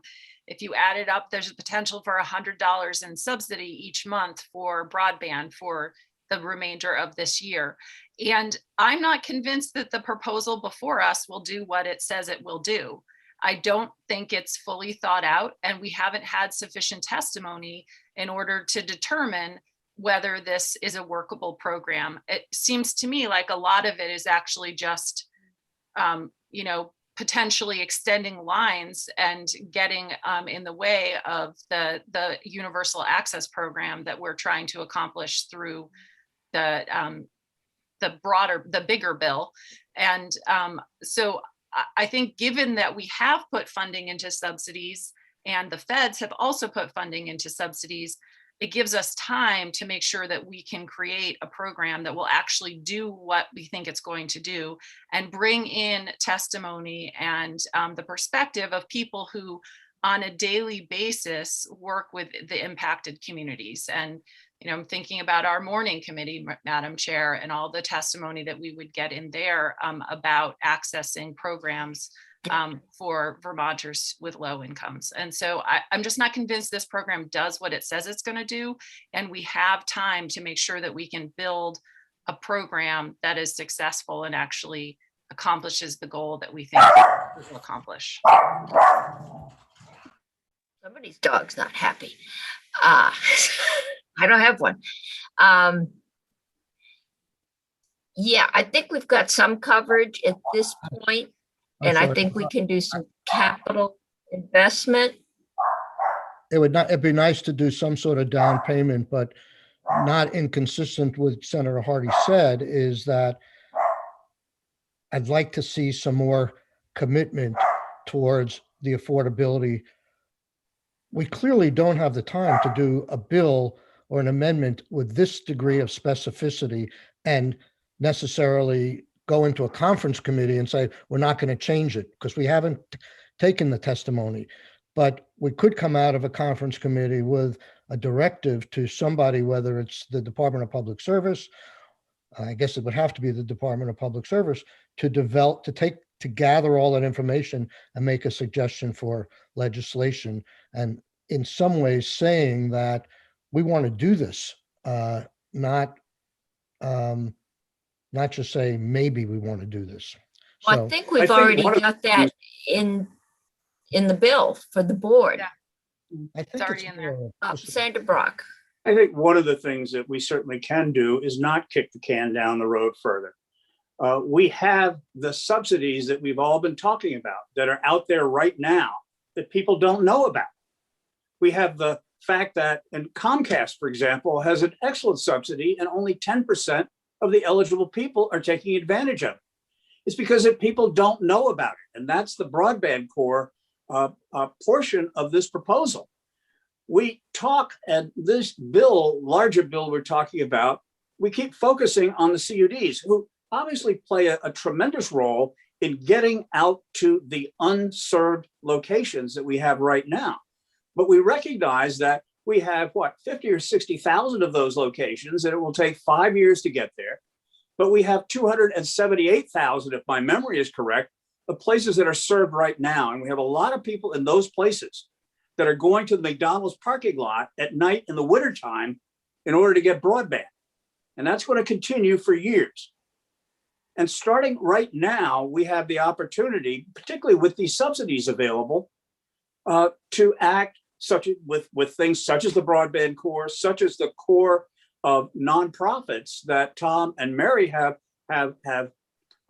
corralled and energized into working on this problem to get broadband to thousands of people who don't have it right now, not 2 years from now, not 5 years from now, but right now. We've got an opportunity in front of us. And I think, I just don't think it would be wise for us to simply say, well, we're going to study it at some point in the future, and maybe we're going to think about doing something about it then. Why don't we ask Maria to draft us an amendment that would allocate something around $5 million in there somewhere to go to the broadband core. And there's a name for the organization that I think everyone's talking about. I don't think it's the broadband core. To help get the folks, and it is the bulk of the folks right now who have access, to help them get the equipment, get the knowledge, get the encouragement to sign up.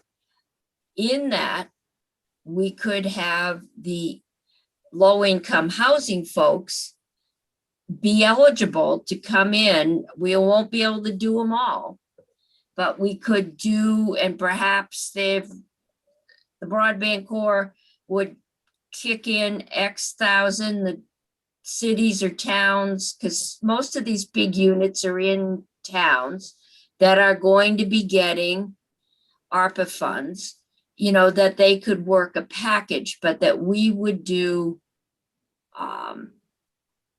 seed money to really help this core do outreach and have the money to purchase equipment, so that, who knows, it looks like they might be going back to school next year, but maybe they won't. And not everybody is going to go back to the office the way they used to, that we could get a sizable number of people connected where there's already lines going by. And they may be connecting to 25.3, but they're connecting. Would that work as a step? Senator Pierce. I think that's certainly a first step to move along. Our goal here is not to string fiber. Our goal is to get people connected. That is true. That's what our goal is when we talk about universal broadband.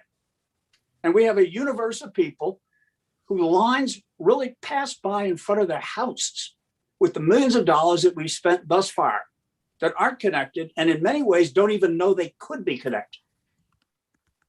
So, because they can't go Google to figure out how to do it.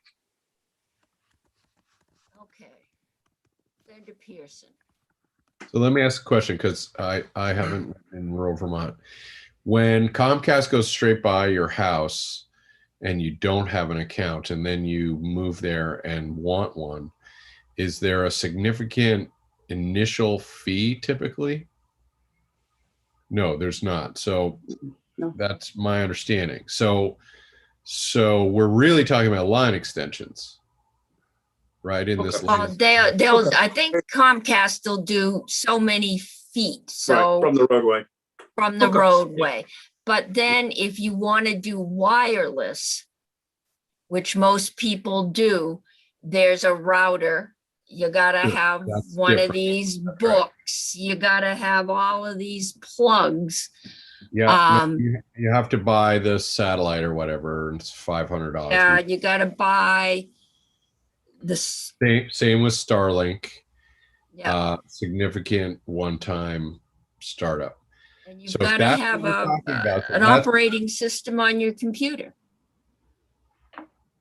So, Senator Brock, if that's what we're arguing, I might suggest that, from my point of view, there was already a compromise in the bill that allows some line extension and some of those pieces where we acknowledge this forever tension of what can we deliver people tomorrow, and then whoops, we've backed ourselves into making the CUD business model non-existent. We run into trouble because, as you taught me, we don't have a plan, a comprehensive plan. So I think we've already addressed this to some degree, this sort of short term, let's try to get some people connected as we work on the ultimate goal. It's forever a balance. I'm not sure why we're revisiting this question. We sort of hit a balance that I thought we had agreed to. And, Well, and what the line extension plan does, though, that is in the hands of the provider. It's not in the hands of the low income person who needs connectivity. It's not in the hands of the person for who front of their home. That doesn't touch that at all. Yeah, but it's, if it's, the line, if the line, so what do you want for the line that goes by their home? They call Comcast. What am I missing? okay, I Well, think but what, the issue of how do many of them even know what's available and know what programs for which they qualify? It's that issue of knowledge and handholding. And Well, when if you they have look kids- at the if they result have of what kids in- happens in existing low income programs, that's what you see. they have kids in school, they may know. Yeah, All they right, do know. but not everybody, but right now you've got people that are out of work. We're hearing all about the food insecure. We're, to even look into getting internet beyond, I don't know. I mean, we've had Holly Grosvenor in, we've had people, Sue Minter. They're out there working in the field and they're telling us that there's a lot of folks, especially older folks, who may not have, kids in school in urban areas, that just don't even consider it because they can't afford it. But if somebody walked them through it and said, well, you can get this and this from Comcast, and we can help you buy the iPad or the Chromebook or whatever, then you won't have to have your daughter take a day off from work to drive you to the doctors. Then there are people, I had a constituent, I'm talking, worked at the Barrytown school. She and her kids, she was teaching from her car in the parking lot of a general store last winter because they didn't have internet. There are folks that they just, I don't know. I think if we're going to do anything, it's worth investing in doing some outreach with people, getting some numbers and finding out why only 10% of those eligible are applying for Comcast or aren't. Why only 10% are. Where's the other 90%? Why aren't they on? So Senator McDonald, you've been being patient. The people that are served today are served by for-profit companies. Except EC Fiber. Except EC Fiber, which has its sign-up core who go around and knock on people's doors as volunteers and encourage them to sign up. But we're talking about the majority of people that have broadband going by their houses that aren't signing up. And that's provided by companies that operate at a profit. I am astounded that stockholder-owned companies don't have the wherewithal, the interest, or the giddy up to go out in and get people signed up so that they can make more profits. And I don't want to divert money that would be spent to get broadband out to the people that don't have the options. That's our priority. I also understand that the bill that may be coming out of Congress later this summer may be dealing with this issue. And I think that would be, if Congress does to get people signed up, that would be the appropriate time to put some money to signing folks up. And maybe there would be more people out that have no opportunity today for them to be signed up if we get more broadband out past more houses. So this is trying to remedy the haves to have more, and at the expense of the have-nots to actually be given some sort of a level playing field to sign up or not sign up. So it's not a bad idea, but I don't believe its time has come. Okay, I'm the only one that likes poor people. I am not hearing a whole lot of support for this proposal. No one wants to even consider a draft that would give some money to the broadband corps to do the outreach. Madam Chair, Yes. I don't think we've got, I think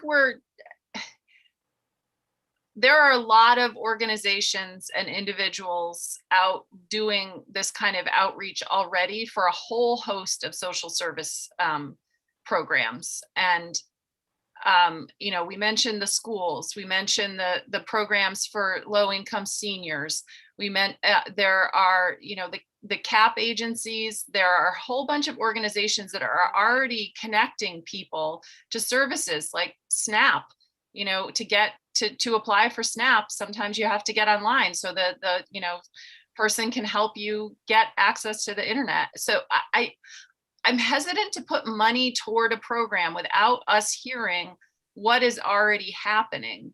And $5 million is a lot of money for outreach. That was Nolan's estimate, and that was to buy the equipment to get you up and running. Now, we've heard from the CAPS and we've heard from Holly Grosvenor. We haven't heard from the CAPS. I don't think we've gotten any. Sue Minter was in. We had Sue Minter in. I remember her being in our morning committee, not this committee. I think she was in on this one. Yeah, she was. Senator Pearson. But if we're talking about equipment, we're talking about fixed wireless and, right? Really? That's the only one that, well, what are we talking about? No, we're not. We're talking about just even things such as routers for a Comcast setup, as an example. Comcast gives you a router. That's ridiculous. So does EC Fiber. Comcast doesn't give you a router. You pay for it. No, you pay at least a rental on it. It's not a free router. The $40 that when we're talking about, well, that's a lot of routers, Nolan. There's how many routers? There's a router that you pay for as well if you're getting wireless within your house. Usually you get free. We have a single free Wi-Fi connection, but it still has to have a cable box to deal with it. But we just heard testimony that Comcast, as an example, will get you hooked up. Correct. And that's as an example. Well, that's a big part of who we're talking about, right? Because they're one of the two people. Consolidated also will, I believe, you get a free Wi-Fi. They'll give you free Wi-Fi when you sign up. So that's sort of your router and your Wi-Fi, your box. So I don't think there's a lot of equipment costs that consumers are not able. I'd need to hear definitively that this is a barrier. I think what we're talking. Let me just suggest that I know that one of the things in conjunction with preparing this proposal is that Tom and Mary have gone around and talked to virtually every CAP agency in Vermont, as well as a number of the other folks who have been involved in this low income internet connection issue. And perhaps if they were able to testify for 5 minutes. Well, Tom's got his hand up and I'm trying to get him in here. Tom. Thank you. And I'll just stick to factual questions and not my opinion. In direct answer to what Senator Pearson was asking, with Comcast, there are no other things that need to be funded. But for example, if you hook up to EC Fiber, they charge $140 for the hookup charge. That goes for the fiber that goes to your house, goes for a little device that turns optical into electrical signals and so on. So there's a $140 setup fee. That's an obstacle to being an EC Fiber customer. If you were signing up with Cloud Alliance, for example, then there's a $200 fee that goes for putting the dish that goes to their Wi-Fi antenna. It goes to pay the installer who comes So there, Yeah, when you rent a router yeah, for $90. so in the 60% of the state probably that's covered by these urban programs, they're having just the broadband course so they know what's available to them would do the job. But the other 40% remain disenfranchised because for them to get connected, if they're in say EC Fiber territory or Cloud Alliance territory or Global Link territory, they need that money for the setup charges, and then they have a fairly high monthly charge from $70 to $100, $110. And then the final group, and it's the smallest group, are the ones in the areas that we say aren't served today because they're not served by any terrestrial service, where we could, if there was no other option. Some of them we're going to be able to give 5G to, I think, fairly soon. Others, Starlink might be an alternative. Obviously, the most expensive and the last one that we'd go to. But remember, those are the people who the cuts aren't going to get to for 4 or 5 years. So we say, oh, we bought a dish and that dish is going to be obsolete when fiber gets to their house. True enough. But for 4 or 5 years, we put them online. So what I'm afraid of, Senator Cummings, is if the committee funds just the broadband core, we will help a lot of people who need help in the urban areas. But the woman who has to drive to get to her doctor, who's at the end of the road where she can't get broadband, probably has a longer drive to get to the doctor than a woman in Burlington as well. And so we're really leaving the rural parts of the state the most hurt, the parts of the state that are not served by the Comcasts of the world, but are either already served by EC Fiber or Global Net or a motley of services that are calling up to serve them, and those that we could possibly serve with satellite. So thank you for letting me speak again. So thank you. And clarifies. Madam Chair, I assert that we've made this difficult decision already, that we're not investing in fixed wireless, that we're not investing in satellite, that we are going to ask for patience and do one investment. And if there was a way to get people to help Vermonters take advantage of Comcast's cheap monthly service because they're eligible, I'm interested in that. But paying for equipment and we've just made that decision, I would assert. Not seeing any support, so I think that's it. I thank you, Senator Brock and Tom and Mary, for the work you've put into this. Maybe next time. Senator Brock, you had your hand up? I was just because I couldn't hear you, Madam Chair. Oh, I'm probably done my half inch too far back. I'm sliding. Senator McDonald. Oh, good to see Tom again and Mary. It's been a while, and I'm glad you've got your hands in. Good for you. So thank you. Okay. So we'll see where this goes. We have charged the board with coming up with suggestions for this. I'd like to help a few people get hooked up this year, but I'm outvoted, so thank you. In committee, I think that's it for today. I think tomorrow after the floor, and I think we've got a pretty long day on the floor, so it might be 1:30. Might be a little earlier. We will do the final walkthrough on this and vote it out and get it into conference, because then we've got to get the miscellaneous tax out. And then we've got 4 or 5 other bills that have got to come out. So I'm pretty sure tax is going to go to conference. So we need to get that one out ASAP. So thank you. And Faith, can you talk to me for a minute to make sure we're all set